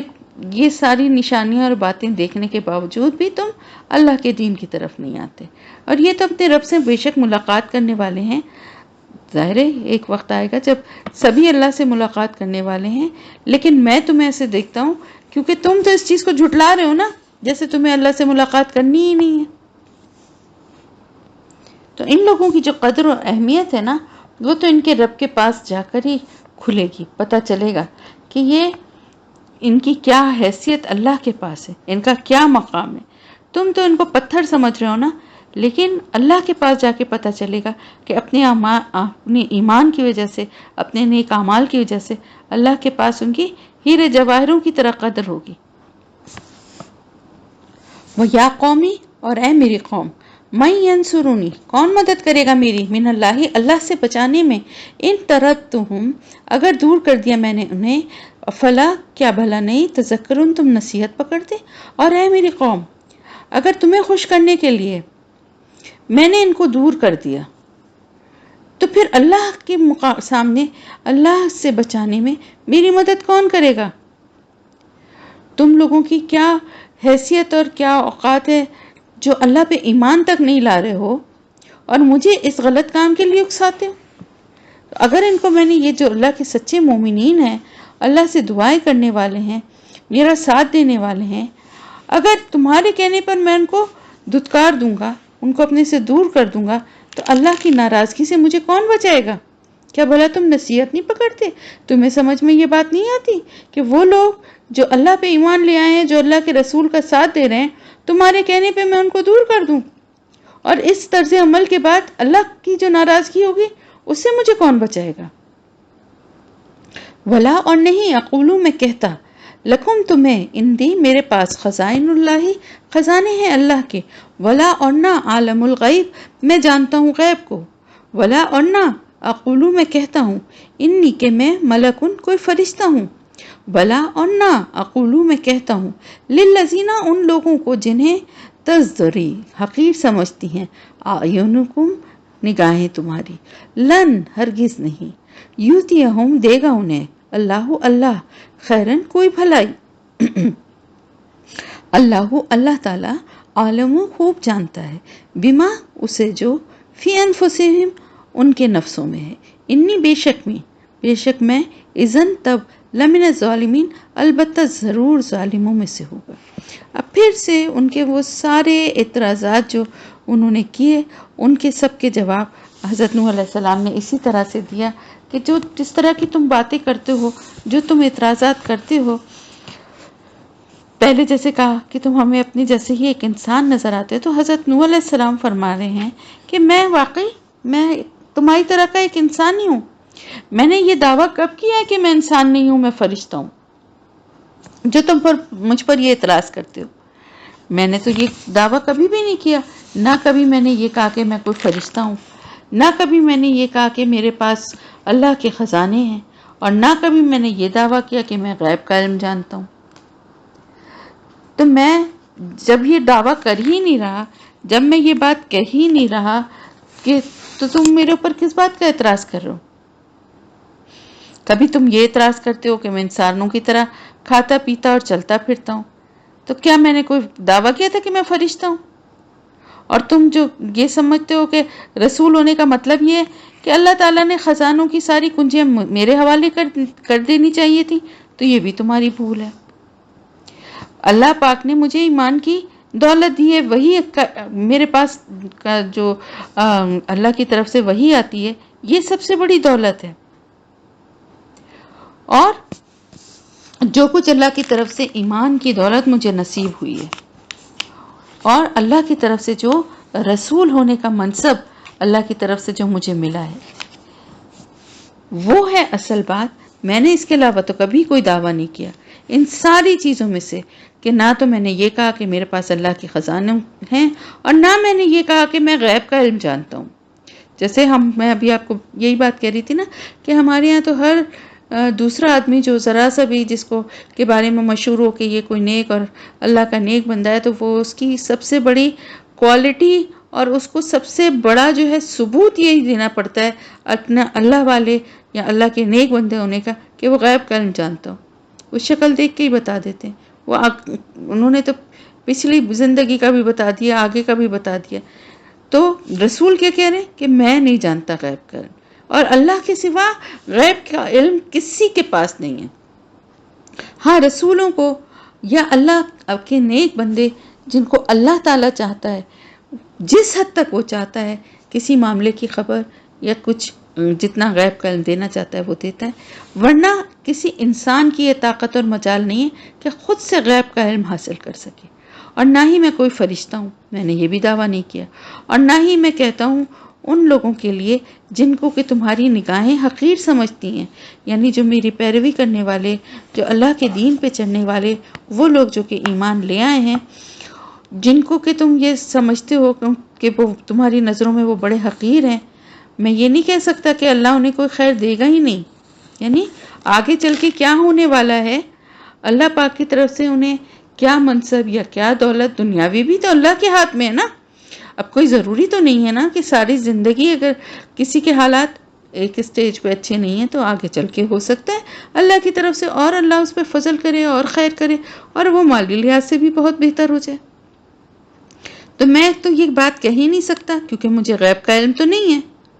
حضرت نوح علیہ السلام نے ان سے یہ کہا کہ میں کس طرح سے یہ بات کہہ سکتا ہوں؟ میں تو نہیں کہہ سکتا کہ تمہاری نظریں ان کو حقیر سمجھتی ہیں نا، تمہاری نظر میں وہ حقیر ہے، میں تو یہ نہیں کہتا، نہ تو میں ان کو حقیر کہتا ہوں، کیا پتا اللہ کے پاس وہ بہت محبوب ہوں اور اللہ انہیں آخرت میں تو بلند مراتب عطا کرے گا ہی کرے گا۔ آخری زندگی میں تو آپ کو پتہ ہے نا کہ جنت النعیم، جنت الفردوس، یہ سب اللہ کے نیک بندوں کے لیے، اس کے لیے وہ تو ہے ہی، لیکن دنیا میں بھی اللہ چاہے تو ہو سکتا ہے اللہ پاک اپنی طرف سے جو بھی خیر ہے، جو بھی غیب کے خزانے ہیں، ان میں سے جو دل چاہے ان کو دے۔ اللہ زیادہ جانتا ہے جو کچھ ان کے دلوں میں ہے یا جو کچھ ان کے نفسوں میں ہے۔ اگر میں ان میں سے کوئی سی بھی بات کہوں تو بے شک میں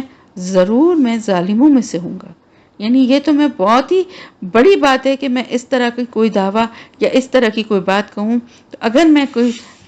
ایسی کوئی بات کہوں تو میں ظالموں میں سے ہوں گا۔ اور ظاہر ہے اللہ کے رسول ہیں، اور ظالموں میں سے کیسے ہو سکتے ہیں؟ اور ظالم کون ہوتا ہے؟ جو اپنے اوپر ظلم کرتا ہے۔ ہمیشہ یاد رکھیے گا یہ بات کہ ظالم وہ ہے جو اپنے اوپر ظلم کرتا ہے۔ نعوذ باللہ، استغفر اللہ۔ اللہ کی ذات تو ہر قسم کے انسانوں کے فائدے نقصان ان سے پاک اور بالا و برتر ہے۔ وہ دنیا میں لوگوں کو ہر طرح کا فائدہ یا جو اللہ کی مصلحت ہوتی نقصان بھی پہنچنا ہوتا ہے، اگر قسمت میں تو پہنچتا ہے، لیکن اللہ کی ذات ان سے بالا تر ہے، تو اللہ کے ساتھ کوئی کیا کر سکتا ہے؟ کچھ بھی نہیں۔ اللہ کی مخلوق ہے، جو بھی کریں گے غلط کام تو اپنے اوپر ہی ظلم کریں گے۔ تو رسول نے کیوں یہ بات کہی؟ ان کی ذات تو ایسی نہیں ہے کہ وہ یہ کہیں، لیکن یہ بتانے کے لیے کہ تم لوگ جو اس قسم کے مطالبے کر رہے ہو یا ایسی سوچ رکھتے ہو تو تم ہی ظالموں میں سے ہو۔ قالو، انہوں نے کہا، یا نوح، اے نوح، قد بلا شبہ جادلتنا، جھگڑا کیا تو نے ہم سے، فاکثرتا، پھر کثرت سے کیا تو نے، جدالنا، جھگڑا ہم سے، فاتنا، پس لیا ہمارے پاس، بما، ساتھ اس کے جو، تعیدنا، تو دھمکی دیتا ہے ہمیں، ان کنت من الصادقین، اگر تو سچوں میں سے ہے۔ آپ یہ دیکھیے اب کہ کس اسٹیج پر تھے، کہ یعنی ایک طرف اعتراضات تھے، اور اس کے بعد جب حضرت نوح علیہ السلام نے ان کو ہر اعتراض کا ایک اچھا جواب دے دیا، ان کو ایسا جواب دے دیا کہ اس کے آگے اب مزید سوال کرنے کی ان کی پوزیشن ہی نہیں رہی، لاجواب ہو گئے، تو بجائے اس کے کہ اپنی اصلاح کر لیتے، اپنے کو سدھار لیتے اور احساس کرتے اس بات کا کہ غور کرتے ان باتوں پہ جو اللہ کا رسول ان کو بتا رہا ہے، اس کے بجائے اب کیا کیا، جب بالکل کوئی بات آگے سمجھ میں نہیں آئی تو کہیں گے تم تو ہم سے جھگڑا کر رہے ہو، اور تم تو بہت جھگڑا کر رہے ہو، بار بار، پھر کثرت سے کیا تو نے جھگڑا ہم سے، یعنی تم تو بار بار جو ہے وہ ہم سے جھگڑا کرتے رہتے ہو، بحث مباحثہ کرتے رہتے ہو۔ تو اب کوئی علمی جواب، کوئی عقلی جواب تو ان لوگوں سے بن نہیں پڑ رہا تھا، اور اپنی ضد اور ہٹ درمی بھی نہیں چھوڑنی تھی۔ تو کہیں گے بس یہ جو بحث مباحثہ تم کر رہے ہو نا، یہ جو جھگڑا تم کر رہے ہو، یہ جو تم نے بلا وجہ کا ایک وہ سوال جواب اور وہ شروع کیا ہوا ہے، ہمارے اعتراضات کے جو جواب دے رہے ہو اور بار بار بات کو آگے بڑھا رہے ہو، کیونکہ بات تو آگے نہیں بڑھا رہے تھے، جھگڑا بھی نہیں کر رہے تھے، لیکن اب کیا کہیں، اب کھسیاہٹ مٹانے کے لیے کیا کہیں گے چلو بس ٹھیک ہے، اگر ایسی ہی بات ہے نا تو جا لیا وہ عذاب ہم پر جس کی تم ہمیں دھمکیاں دے رہے ہو، اگر تم سچے ہو۔ جیسا کہ اس سے پہلے حضرت نوح علیہ السلام سے پہلے نہیں، اس کے بعد کی اور قوموں کا بھی آپ نے جب حال پڑھا ہے کہ وہ لوگ بھی کیا کرتے تھے، ڈٹائی سے، ایون یہ کہ مشرکین مکہ کہتے تھے کہ لے آئے نا ہمارے اوپر عذاب، جب ہم اتنے نافرمان ہیں اور ہم بات نہیں مانتے اور ہم اتنا غلط کر رہے ہیں تو پھر عذاب کیوں نہیں آتا ہم پر، لے آئیے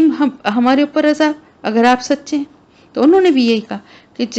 جس عذاب کی تم دھمکی دیتے رہتے ہو نا، ہمیں ڈراتے رہتے ہو کہ یہ تم اپنی یہ شرک نہیں چھوڑا، ایک اللہ کی عبادت نہیں کرو گے، اگر یہ غلط کام کرتے رہو گے تو پھر تمہیں بڑی سزا ملے گی، تمہارے پر عذاب آئے گا، تو کہاں ہے، لے آؤ اگر سچے ہو تو۔ قالا، اس نے کہا، یعنی حضرت نوح علیہ السلام نے، انما، بے شک، یاتیکم، لائے گا تم پر بھی اس کو، اللہ انشاء، اگر وہ چاہے، وما، اور نہیں، انتم بمعجزین، تم عاجز کرنے والے۔ یعنی انہوں نے کیا فرمایا کہ بھائی یہ فیصلہ عذاب کے آنے کا یہ تو اللہ کے ہاتھ میں، اور اللہ تعالیٰ جب چاہے گا تو پھر تمہارے اوپر عذاب لے کر آ جائے گا، تمہاری مانگنے سے، تمہاری ڈیمانڈ کرنے سے عذاب نہیں آئے گا، بلکہ اللہ کی دی ہوئی مہلت، جب وہ وقت پورا ہو جائے گا تو پھر اللہ کا فیصلہ ہوگا تو عذاب آئے گا تم پر جب وہ چاہے گا، اور تم اس کو عاجز کرنے والے نہیں ہیں۔ عاجز کرنے والے سے کیا مطلب ہے، یعنی جب وہ عذاب آ جائے گا تو کوئی کوشش کر کے اس سے بچ نہیں سکے گا، اس عذاب کو ٹال نہیں سکے گا۔ اللہ کو عاجز کرنا یہی ہے کہ یہ اگر تم سمجھتے ہو کہ جس طرح کی تم ڈیمانڈ کر رہے ہو کہ وہ عذاب آئے گا تو ہم بچنے کی کوئی راہ نکال لیں گے، ایسا نہیں ہو سکتا۔ پھر اللہ کی طرف سے جب عذاب آئے گا تو تم اس سے بچنے کی کوئی راہ ہی نہیں پاؤ گے۔ تو اللہ کا عذاب اللہ تعالیٰ اپنی پناہ میں رکھے، اللہ تعالیٰ اپنی سزاؤں اور اپنے عذاب سے سب مسلمانوں کو اللہ اپنی پناہ میں رکھے۔ تو ان کی ڈھٹائی اور ان کی سرکشی کا جواب انہوں نے یہی دیا کہ یہ تم جو سمجھتے ہو کہ یہ کوئی معمولی بات ہے کہ جو تم بار بار عذاب کا مطالبہ کرتے ہو، اگر آ گیا تو تم اس سے بچ کر کہیں بھاگ نہیں سکتے، بلا، اور نہ، قالا، اس نے کہا، بے شک، ولا، اور نہیں، ینفعکم، فائدہ دے گی تمہیں، نصحی، خیر خواہی میری، ان اردت، اگر میں چاہوں، انصح، میں خیر خواہی کروں، لکم، تمہاری، ان کان اللہ، اگر ہے اللہ تعالیٰ، یریدو، ارادہ رکھتا، ان یغویکم، کہ وہ بھٹکا دے تمہیں، ہوا ربکم، وہ رب ہے تمہارا، وَإِلَیہِ ترجعون، اور اسی کی طرف تم لوٹائے جاؤ گے. یعنی یہ کہ میری یہ جو نصیحتیں ہیں، میری جو خیر خواہی ہے تمہارے لیے، جو میرا اخلاص ہے، اور میں جو تمہیں بار بار نصیحت کرتا ہوں،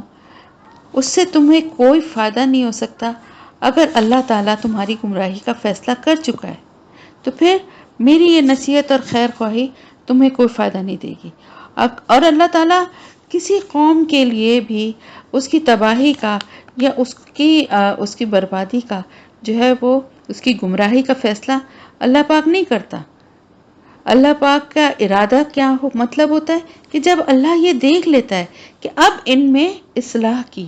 ان میں کسی قسم کی بھی اصلاح کا جو ہے وہ عنصر پایا نہیں جاتا اور ان کی ڈھٹائی اور سرکشی حد سے بڑھ چکی ہے، تو پھر اللہ تعالیٰ ان کی گمراہی کے فیصلے پر اپنا آخری جو فیصلہ ہوتا ہے اس کی مہر لگا دیتا ہے. اور پھر جب ایسا ہو جاتا ہے تو وہ پھر کسی رسول، کسی پیغمبر کی نصیحت اور خیر خواہی ان کے لیے فائدہ مند نہیں ہوتی. پھر دل تک پہنچتی ہی نہیں ہے بات، کیونکہ اتنے سرکش اور اتنے ڈھیٹ ہو چکے ہوتے ہیں. اور اللہ سے جو ہدایت نہیں مانگتا اس کو ہدایت ویسے ہی نہیں ملتی. اور پھر جب قومیں اتنی سرکش اور ڈھیٹ ہو جاتی ہیں تو پھر اللہ کی طرف سے ان کے دلوں پہ بھی مہر لگ جاتی ہے. ان کے دل بھی ایسے سخت ہو جاتے ہیں کہ پھر کوئی بات ان کے دل تک، اللہ کی کوئی بات جو بھی رسول کی دعوت ہوتی وہ ان کے دل تک پہنچتی ہی نہیں ہے. اور یہ سب معاملہ جو ہے نا کہ ہدایت دینے کا، اور اللہ پاک کو سے زیادہ کون دلوں کا حال جانتا ہے، تو یہ سارے فیصلے کا اختیار اللہ کے ہاتھ میں ہے، اور وہی رب ہے تمہارا، اور اسی کی طرف تم لوٹائے جاؤ گے. یعنی کتنی بھی ڈٹائی اور سرکشی دکھا دو، کتنا بھی اپنی گناہ بھری زندگی پہ، کتنے بھی اپنی شرک پر ڈٹے رہو، اڑے رہو، سرکشی دکھاتے رہو، عذاب مانگتے رہو، لیکن لوٹ کے کہاں جانا ہے؟ اللہ ہی کے پاس جانا ہے، اور وہی تمہارا رب ہے، وہی پھر تمہارا فیصلہ کرے گا. ام یقولون، کیا وہ کہتے ہیں، افطراہ، اس نے گڑھ لیا اس کو. قل کہہ دیجئے، ان افتریتہ، اگر گھڑا ہے میں نے اس کو، فعلیہ، تو مجھ پر ہی ہے، اجرامی، جرم کرنا میرا، وانا، اور میں، بری ذمہ ہوں، مما، اس سے جو تجرمون، تم جرم کرتے ہو. یعنی اللہ تعالیٰ فرما رہے ہیں کہ وہ ان کے پر یہ الزام لگایا کرتے تھے، اور بعض مفسرین کی رائے ہے کہ یہ مشرکین مکہ کی طرف اشارہ تھا، کیونکہ وہ بھی یہی الزام لگاتے تھے نا کہ یہ خود سے گڑھ کر جو ہے یہ قرآن کی جو صورتیں اور آیتیں جو آپ صلی اللہ علیہ وسلم جو اللہ کا پیغام سناتے تھے، تو جو آپ پہ وحی کی شکل میں نازل ہوتا تھا، وہ کہتے تھے یہ خود سے گڑھ کر سنا رہے ہیں. تو اسی طرح نوح علیہ السلام کے بارے میں بھی ان کی قوم نے اسی قسم کے الزامات لگائے، ایسی ہی بات کی. تو اللہ تعالیٰ نے ان سے کہا کہ اپنی قوم سے یہ بات کہہ دو کہ اگر تم یہ سمجھتے ہو، مطلب بات یہ ہوتی ہے، دیکھیں جو جھوٹا ہوتا ہے نا وہ دوسرے کو بھی جھوٹا ہی سمجھتا ہے، اور جو خود غلط کام کر رہا ہوتا ہے وہ دوسرے کو بھی یہی سمجھتا ہے کہ یہ بھی غلط ہی کر رہا ہے. تو جو برے لوگ ہوتے ہیں عام طور سے ان کی سوچ اور ان کے خیال جو ہے برائی کی طرف ہی جاتے ہیں، اچھائی سے انہیں کوئی دلچسپی نہیں ہوتی. کہ اگر ایک شخص کوئی ایک اچھی بات، کوئی حکمت کی بات کہہ رہا ہے، یا تمہیں کوئی اچھا سبق دے رہا ہے، تمہاری کسی غلطی پہ تم کو تنبیہ کر کے تمہاری اصلاح کرنا چاہ رہا ہے، تو اس سے فائدہ اٹھا لو. ایک اچھا انسان جو ہوگا، اگر وہ غلط راستے پہ بھی ہوگا، اگر اس کو نہیں پتا کہ میں غلط کام کر رہا ہوں، یا یہ کام صحیح نہیں ہے، یہ گناہ ہے، یا برا ہے، یا جرم ہے، تو وہ اس چیز کی قدر کرے گا ہمیشہ کہ جس نے اس کی اصلاح کی، یا اس کو سیدھا راستہ دکھایا، یا اس کو اچھے راستے کی طرف لائے، برائی سے اس کو روکا، اس کو باز رکھا. تو وہ ہمیشہ کہے گا کہ ان کی وجہ سے جو ہے انہوں نے مجھے بچا لیا، یا انہوں نے ان کی نصیحت سے یا ان کی بات سے میری زندگی بدل گئی اور میں نے اپنی اصلاح کر لی. ایک اچھا، جس میں اچھائی کا عنصر ہوگا. جس میں بتانے کا مقصد یہ ہے کہ اس قوم کا حال اب کیا ہو چکا تھا جس پر عذاب آیا. ایسے ہی عذاب نہیں آتا. یہ آپ کو ان باتوں سے اندازہ ہو رہا ہوگا کہ اب وہ اس حد تک تھے کہ ان کے اندر اچھائی کو، کسی دوسرے کی اچھائی کو بھی ایکسیپٹ کرنے کی وہ ختم ہو گئی تھی صلاحیت. جبھی تو حضرت نوح علیہ السلام جب انہیں سمجھا رہے تھے تو وہ کیا کہہ رہے تھے کہ تم ہم سے بلا وجہ کی بحث مباحثہ کر رہے ہو. اس لیے کہ انہوں نے اس بات سے نہ قائل ہونا تھا، نہ اس بات کو ماننا تھا. تو اب کیا جو نصیحت کرنے والا ہے وہ بیچارہ کیا کرے؟ ایک اچھی بات بتا رہا ہے، لیکن اگر دوسرا آدمی اس کو غلط انداز میں اور اس کے اوپر اس کا مذاق اڑائے یا اس کے اوپر الزام لگائے کہ تم جھوٹ بول رہے ہو، تو کیا کرنا چاہیے؟ اس کو جھوٹ بولنا چاہیے، اس کو بھی ان کے زبانی بولنا چاہیے؟ نہیں، انہوں نے کہا ٹھیک ہے، میں تو تمہیں اللہ کا پیغام تم کو پہنچا رہا تھا، اور اگر تم یہ سمجھتے ہو کہ میں اس کو گڑھ کے خود ہی سنا رہا ہوں، یعنی یہ جو وحی کی صورت میں جو اللہ کا پیغام مجھ تک آ رہا ہے جو میں تمہیں پہنچا رہا ہوں، اگر تم یہ سمجھتے ہو کہ میں نے خود ہی اس کو گڑھ لیا ہے، تو یہ میرا جرم جو ہے کہ یہ تو میرے ہی اوپر ہوا نا، مجھے اس کی سزا ملے گی اگر میں غلط ہوں تو تمہاری سوچ کے مطابق۔ اور لیکن یہ بات یاد رکھنا کہ جو جرم تم کر رہے ہو اس سے میں بری و ذمہ ہوں، یعنی جو شرک کر رہے ہو تم، جو غلط کام گناہ کے کام کر رہے ہو اور اپنے آپ کو صحیح سمجھ کے میرے اوپر الزام لگا رہے ہو، چلو ٹھیک ہے، تم مجھے غلط سمجھ رہے ہو نا، تو ٹھیک ہے، میرا جرم تو ہے وہ میرے ہی حصے میں اس کی سزا آئے گی، لیکن تم جو جرم کر رہے ہو الحمدللہ میں اس سے بری و ذمہ ہوں، میں تمہارے ساتھ اس شرک میں شامل نہیں، ان گناہ کے کاموں میں تمہارے ساتھ شامل نہیں ہوں۔ تو اس کے بعد جو ہے نا سمجھیے کہ ایک طرح سے حجت تمام ہو گئی، یعنی یہ پتہ چل گیا کہ خیر جو ہے ان لوگوں کے دلوں سے اور ان لوگوں کی سوچ سے ختم ہو چکی ہے، اور یہ اب کوئی ان میں اصلاح کا کوئی پہلو یا کوئی ایسا رمق باقی نہیں رہی ہے کہ یہ اب نیکی کے راستے کی طرف آئیں۔ تو پھر اس وقت اللہ تعالیٰ کی طرف سے وَأُوحِیَ اور وحی کی گئی اِلیٰ نوح کی طرف، انہو کہ بے شک وہ لن ہرگز نہیں یومنا ایمان لائے گا من قومی کا تیری قوم میں سے اللہ سوائے من اس کے جو قد بلا شبہ آمنا ایمان لا چکا فلا تنا تب تعس تو غم کر بما بوجہ اس کے جو کانو یفعلون وہ کرتے ہیں۔ اب اللہ تعالیٰ کی طرف سے پھر یہ وحی آ گئی، نوح علیہ السلام کی طرف اللہ کا یہ پیغام آ گیا کہ اب اندازہ ہو گیا کہ یہ قوم جو ہے نا یہ اب آخری درجے پہ پہنچ چکی ہے، اب اس میں کوئی خیر باقی نہیں رہی ہے، اور اللہ تعالیٰ نے فرمایا کہ اب یہ پتہ چل گیا کہ بے شک ہرگز بھی اب کوئی ایمان لانے والا اس قوم میں باقی نہیں رہ گیا سوائے ان لوگوں کے جو کہ پہلے ایمان لے آئے ہیں، یعنی وہ لوگ جو ایمان لا چکے ہیں ان کے علاوہ اب اس قوم میں کوئی ایسا باقی نہیں ہے جو حق کو قبول کرنے کا، جس کو اللہ کی طرف سے ہو یا جس کے دل میں یہ نیکی ہو کہ وہ اللہ کے پیغام کو سن کے اپنی اصلاح کرے۔ اب صرف یہ ضد اور سرکش اور مشرک قوموں کا ایک ٹولہ ہے، لوگوں کا ایک ٹولہ ہے جو کہ ایمان نہ تو لائے ہیں اور نہ ہی لائیں گے، کیونکہ ان کی دل کی سختی جو ہے وہ اب اس اسٹیج تک پہنچ چکی ہے کہ جہاں پر اللہ کی طرف سے مہر لگ جاتی ہے، یعنی اتنی سرکشی ہے کہ رسول کا مذاق، رسول کے بات کو جھٹلانے کا مطلب کیا ہے؟ اللہ کی بات کو جھٹلانا، رسول اپنی طرف سے تو کچھ نہیں کہتا نا، اللہ کا ہی پیغام سنا رہا ہوتا ہے۔ تو اللہ تعالیٰ فرماتے ہیں کہ اب آپ اس کا غم نہ کریں، جو کچھ یہ کر رہے ہیں، جو کچھ گناہ کر رہے ہیں، جو کچھ شرک کر رہے ہیں، اس کا اب آپ غم نہ کریں، کیونکہ اب یہ صبر کر لیں کہ جو لوگ ایمان لے آئے ہیں ان کے علاوہ اب کوئی ایمان لانے والا نہیں ہے۔ 950 سال تک کی تبلیغ، حضرت نوح علیہ السلام کی تبلیغ کا زمانہ کتنا طویل تھا، 950 سال، اور کتنے لوگ ایمان لائے؟ صرف 50 بس، اور ان 50 میں سے ان کی اپنی بیوی اور ایک بیٹا بھی، کنعان جو تھا وہ ایمان نہیں لایا تھا، باقی 3 بیٹے لے آئے تھے۔ تو اب آپ یہ سوچیں کہ ایک پیغمبر جو کہ اتنا مخلص اور اتنی کوشش کر رہا ہے دن رات، 950 سال کتنا بڑا عرصہ ہے، آپ 9 دن تک کسی سے لگاتار کوئی بات کہیں اور وہ جواب میں آپ کا مذاق اڑائے اور آپ کسی نہ کسی طرح آپ پہ طنز کرے، آپ کو کے پیچھے لڑکے لگا دے، کوئی پتھر مارے، کوئی مذاق اڑائے آپ کی بات، تو آپ کیا کر سکتے ہیں؟ 9 دن بھی آپ نہیں کر سکیں گے اور کہیں گے چھوڑو ان لوگوں کو ان کے حال پر، ہم کیوں بلا وجہ میں ان کے پیچھے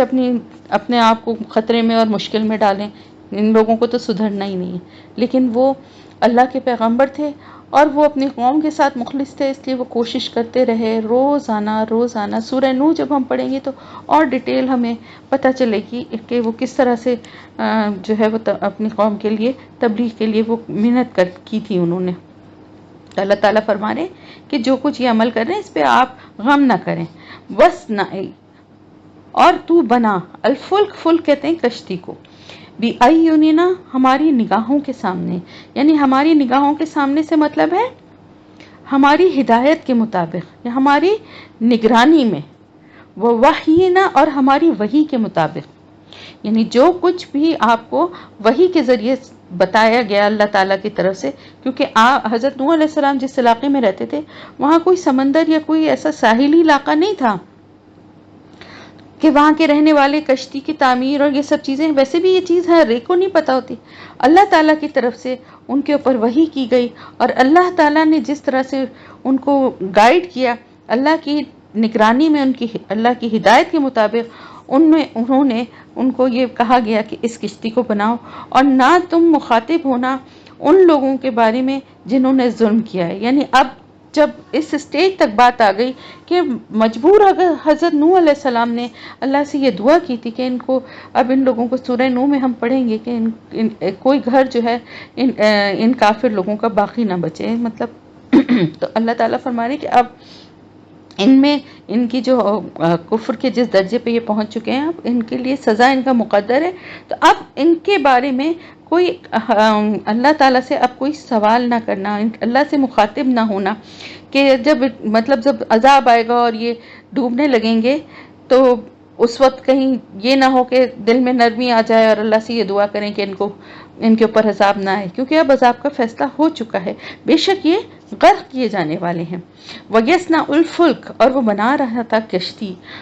حضرت نوح علیہ السلام کشتی کی تعمیر میں لگ گئے، اللہ تعالیٰ کے بتائے ہوئے اللہ کی ہدایت کے مطابق، وحی کے مطابق جو ہے وہ اس کشتی کی تعمیر کرنے لگے۔ اب کیا ہوتا تھا، وَكُلَّمَا مَرَّ عَلَيْهِ مَلَاءٌ،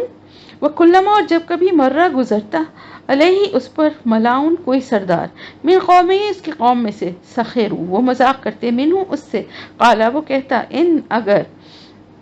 تسخرو تم مذاق کرتے ہو، منا ہم سے، فإنا تو بے شک ہم بھی، نسخرو ہم مذاق کریں گے، منکم تم سے، کما تسخرون جیسا کہ تم مذاق کرتے ہو۔ اب کیا ہوا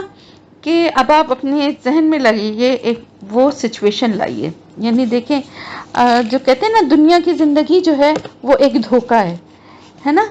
اللہ تعالیٰ قرآن میں فرماتا ہے نا متاع الغرور، دھوکے کا سامان ہے۔ تو دیکھیں بظاہر ہمیں دنیا میں کیا سب کچھ نظر آ رہا ہوتا ہے، لیکن حقیقت اس کی کچھ بھی نہیں ہوتی۔ اسی طرح سے نوح علیہ السلام جب دریا سے بہت دور، سمندر سے بہت دور خشکی پر یہ کشتی بنا رہے ہوں گے تو لوگوں کو لگا کہ یہ تو کوئی بہت ہی مزاحیہ، کوئی مضحکہ خیز بات ہے۔ جب بھی وہاں سے کوئی ان کا سردار یا کوئی ان کا سرداروں کا گروہ گزرتا تھا ان کی قوم میں سے، تو وہ ان کا مذاق اڑاتے تھے، اور وہ کہتے تھے، ہنستے تھے، مذاق اڑاتے تھے کہ دیکھا یہ ہم تو پہلے ہی کہتے تھے کہ یہ ان کا دماغ خراب ہو گیا اور اس طرح کی باتیں کر رہے ہیں، اب دیکھو ان کا دماغ کی خرابی کس اسٹیج پہ پہنچ گئی ہے، اتنے وہ ہو گئے، نعوذ باللہ استغفر اللہ، اتنے پاگل ہو گئے ہیں کہ خشکی پہ جو ہے وہ کشتی بنا رہے ہیں، جہاز بنا رہے ہیں، اور کوئی یہ سوچ بھی نہیں سکتا تھا کہ کچھ عرصے کے بعد واقعی یہاں پر اتنا پانی ہوگا کہ یہ کشتی چلے گی، اس میں یہ جہاز اس میں چلے گا۔ تو دیکھیں اسی طرح جب لوگوں کو نصیحت کی جاتی ہے اور بتایا جاتا ہے کہ گناہ کے کام نہ کرو، غلط کام نہ کرو، اللہ کے ساتھ شرک نہ کرو، تو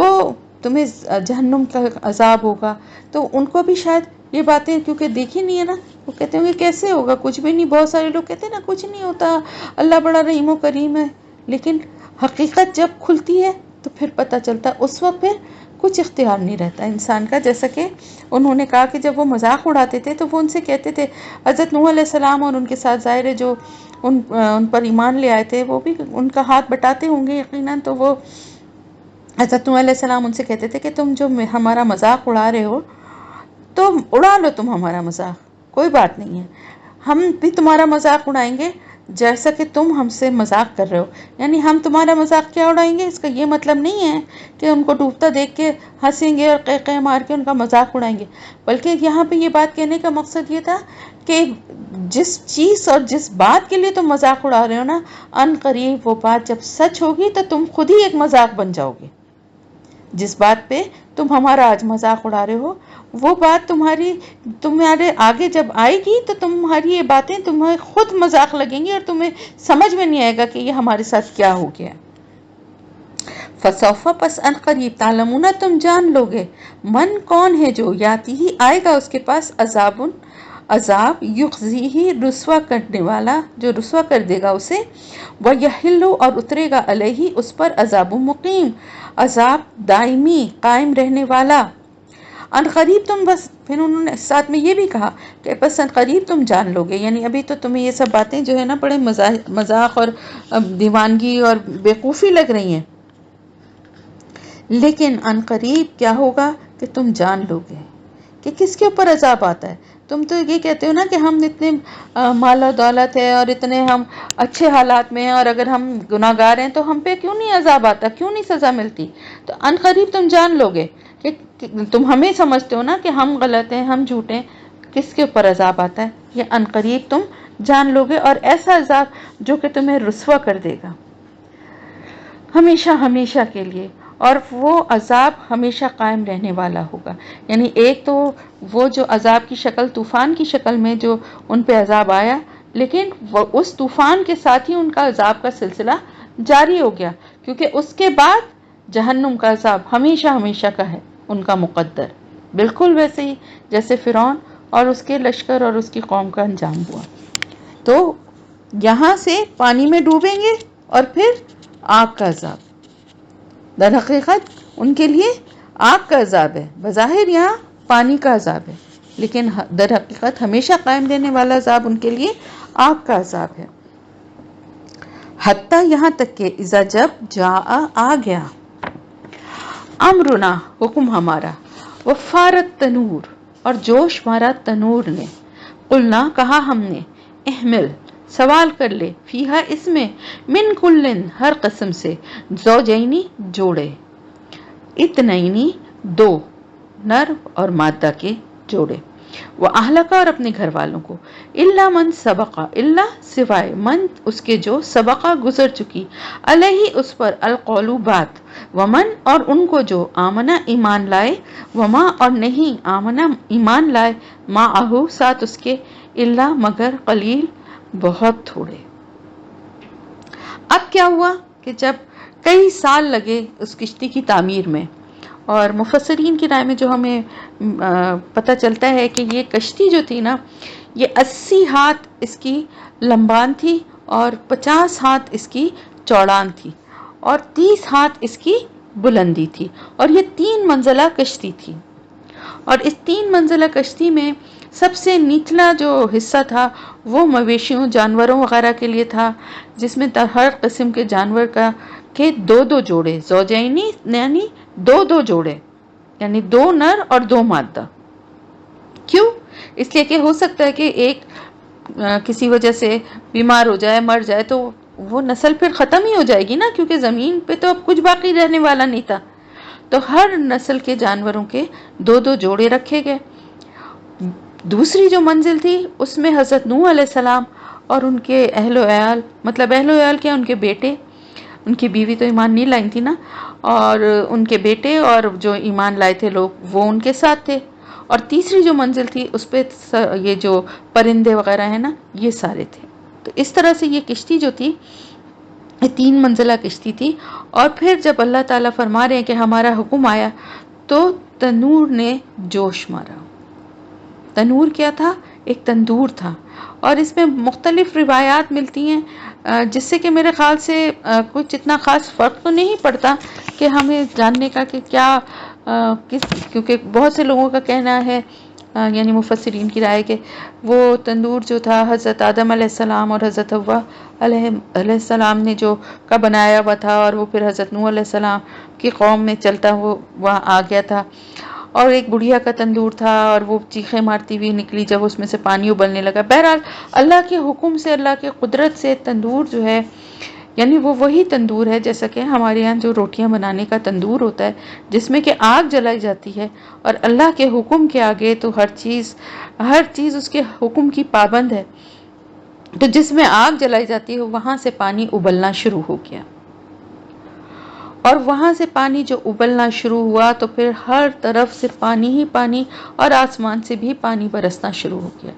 یہ ہو گیا عذاب کا آغاز۔ پھر اللہ تعالیٰ نے فرمایا تھا ان لوگوں سے، یعنی جیسی تندور سے پانی ابلنا شروع ہوا، یعنی سٹارٹنگ ہوئی، اسی وقت کہا کہ اپنے ساتھ جو ایمان والے جو لوگ ہیں ان کو بھی اس میں سوار کر لو، اور جو ہر جانوروں کے دو دو جوڑے جو ہیں وہ بھی اس میں سوار کر لو، اپنے گھر والوں کو بھی سوار کر لو، سوائے گھر والوں کو کرو لیکن سوائے ان کے جن کے بارے میں ایک بات پہلے گزر چکی ہے، یعنی جن کے بارے میں یہ پتہ چل گیا ہے کہ وہ ایمان نہیں لائے، تو وہ بھی جو ہے وہ سوار نہیں ہوں گے۔ اور جو بھی ایمان لائے ہیں تو آپ کے ساتھ، جو کہ اللہ تعالیٰ خود ہی فرما رہا ہے کہ وہ ایمان لائے ان کے ساتھ، وہ بہت ہی تھوڑے تھے تعداد میں، تو وہ سارے لوگوں کو سوار کر لو، اور اس کو چاروں طرف سے اس میں پردے تھے جو ڈال دیے گئے جب سب سوار ہو گئے تو۔ اور پھر اس نے کہا ارکبو، سوار ہو جاؤ، فیہا، اس میں، بسم اللہ، سات نام اللہ کے، مجریہا، مجریہا نہیں، اس کو ہم پڑھیں گے مجریہا پڑھیں گے۔ ابھی آپ اگر تجوید کے گروپ میں جو لوگ ہیں انہوں نے یقیناً ابھی اس ہفتے اسی لفظ کے بارے میں آیا ہے کہ پورے قرآن میں یہ جو الف ہے، یہ جو کھڑی، جسے ہم کھڑی الف کہتے ہیں، چھوٹی الف، اور یہ نیچے جو ہے، یہ پورے قرآن میں صرف واحد اسی جگہ آئی ہے، اور اس کی وجہ سے یہ مجریہا کے بجائے مجریہا پڑھا جائے گا۔ تو مجریہا، بسم اللہ، سات نام اللہ کے، مجریہا، چلنا ہے اس کا، ومرساہا، اور ٹھہرنا ہے اس کا، جاری کا ہونا، پڑھتے ہیں نا جاری ہونا، تو مجریہا یعنی جاری ہونا، یعنی چلنا ہے اس کا، اور ومرساہا، اور ٹھہرنا ہے اس کا۔ انا، بے شک، ربی، میرا رب، لغفور رحیم، البتہ بہت بخشنے والا اور نہایت رحم کرنے والا ہے۔ یعنی جب کشتی میں اللہ تعالیٰ کی طرف سے یہ ان کو کہا گیا کہ جب کشتی میں سب سوار ہو جائیں تو پھر یہ پڑھو دعا، اور کشتی میں یا سمندری سفر پہ جب بھی جائیں تو یہ دعا ضرور پڑھنا چاہیے، بسم اللہ مجریہا و مرساہا، ان ربی لغفور رحیم، یعنی اللہ کے نام کے ساتھ چلنا ہے اس کا اور ٹھہرنا ہے اس کا، بے شک میرا رب، البتہ وہ بہت بخشنے والا اور نہایت رحم کرنے والا۔ وہی، اور وہ کشتی، تجری، چل رہی تھی، بہم، ساتھ ان کے، فی موجن، موج میں یا لہر میں، کل جبالی، پہاڑ کی طرح، ونادا، اور پکارا، نوح علیہ السلام نے، ابنہ، اپنے بیٹے کو، وکانا، اور تھا وہ، فی معزل، کنارے میں، یا بنیا، اے میرے بیٹے، ارکب، سوار ہو جاؤ، معنا، ساتھ ہمارے، ولا تکن، اور نہ تم ہو، مال کافرین، ساتھ کافروں کے۔ اب کیا ہوا، کشتی جو چل رہی تھی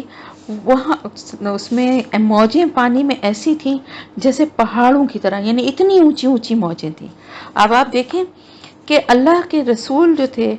ہمیشہ جو بھی اللہ کا رسول تھا، ان سب کو اللہ پہ کتنا توکل تھا، اور ہر کام کو اللہ ہی کی طرف سے سمجھتے تھے۔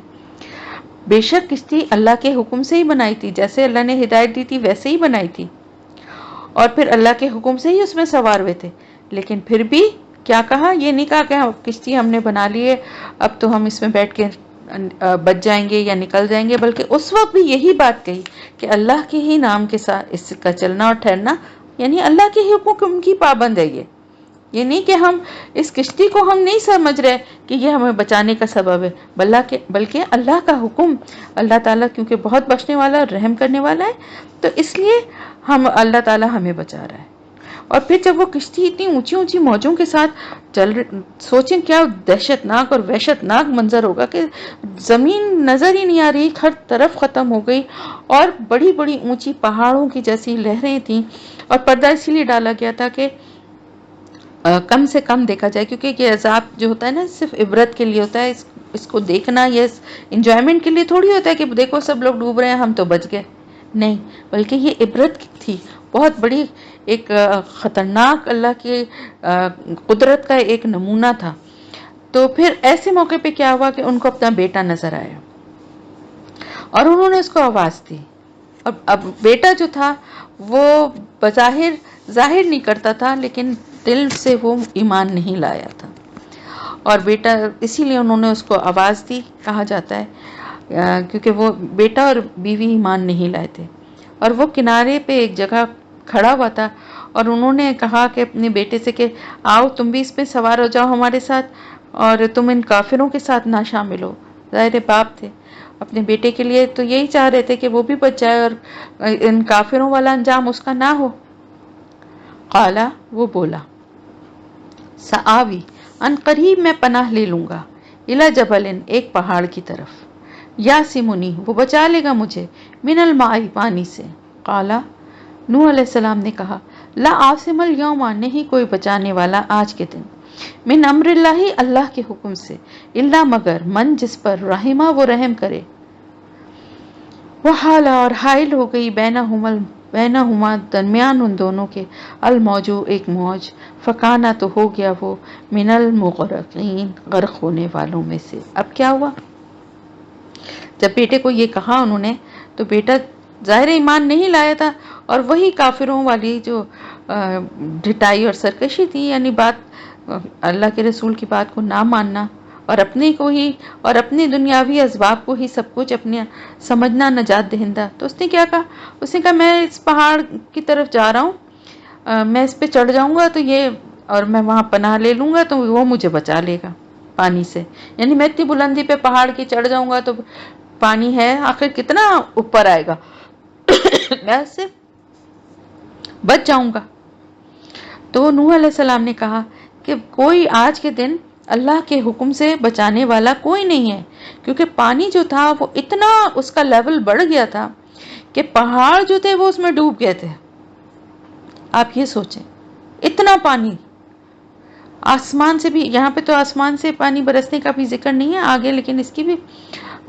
پتہ چلتا ہے ڈیٹیل کہ زمین سے بھی پانی ابل رہا تھا اور آسمان سے بھی پانی برس رہا تھا، اور اتنا پانی تھا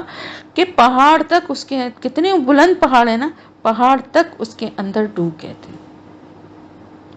اور ابھی وہ یہ بات کہہ ہی رہا تھا، اور حضرت نوح علیہ السلام نے اس سے یہ جواب میں یہ بات کہی تھی کہ آج کے دن اللہ کے حکم کے آگے کوئی بچانے والا نہیں ہے، مگر صرف جس پہ اللہ رحم کرے، یعنی جس کو اللہ تعالیٰ بچانا چاہے، جس پہ اللہ رحم کرنا چاہے، اس کے سوا کوئی بچ نہیں سکتا۔ ظاہر ہے اللہ جیسی طاقت اور قدرت والا تو کوئی بھی نہیں ہے نا، تو اللہ کی قدرت جو ہے اور اس کے جو اختیارات ہیں، ان سے اللہ ہی اگر کسی کو بچانا چاہے تو بچا لے۔ ابھی یہ بات ہو ہی رہی تھی کہ ایک بڑی سی موج جو ہے وہ ان دونوں کے درمیان حائل ہو گئی، دونوں کے درمیان ایک بڑی سی موج آئی، اور وہ جو ہے اس میں ڈوب گیا۔ جو پہاڑ پہ چڑھ رہا تھا اپنی جان بچانے کے لیے اور سمجھ رہا تھا کہ پہاڑ مجھے بچا لے گا، وہ پانی میں ڈوب کر غرق ہو گیا۔ وقیلا، اور کہہ دیا گیا، یا اردو، اے زمین، ابلئی، نگل جا، ماں کی، پانی اپنا، ویا سماؤ، اور اے آسمان، عقلی، تھم جا، وغیدہ، اور خشک ہو گیا، الماء، پانی، وقضیا، اور فیصلہ کر دیا گیا، الامر، معاملے کا، واستوت، اور جا ٹھہری، یعنی کشتی، الجودی، جودی پر، وقیلا، اور کہہ دیا گیا، بعدن، دور ہوئی یا دوری ہوئی، للقوم الظالمین، ظالموں کی قوم سے۔ اور پھر جب تمام وہ لوگ جو کہ مشرک اور کافر اور سرکش لوگ تھے، سب کے سب ڈوب گئے، سب کچھ ختم ہو گیا، تو پھر اللہ تعالیٰ نے زمین کو حکم دیا کہ نکل لے اپنے پانی کو، جو ابلتا آ رہا تھا، نکلتا آ رہا تھا، اب زمین کو حکم دیا گیا کہ واپس نکل لو اس کو،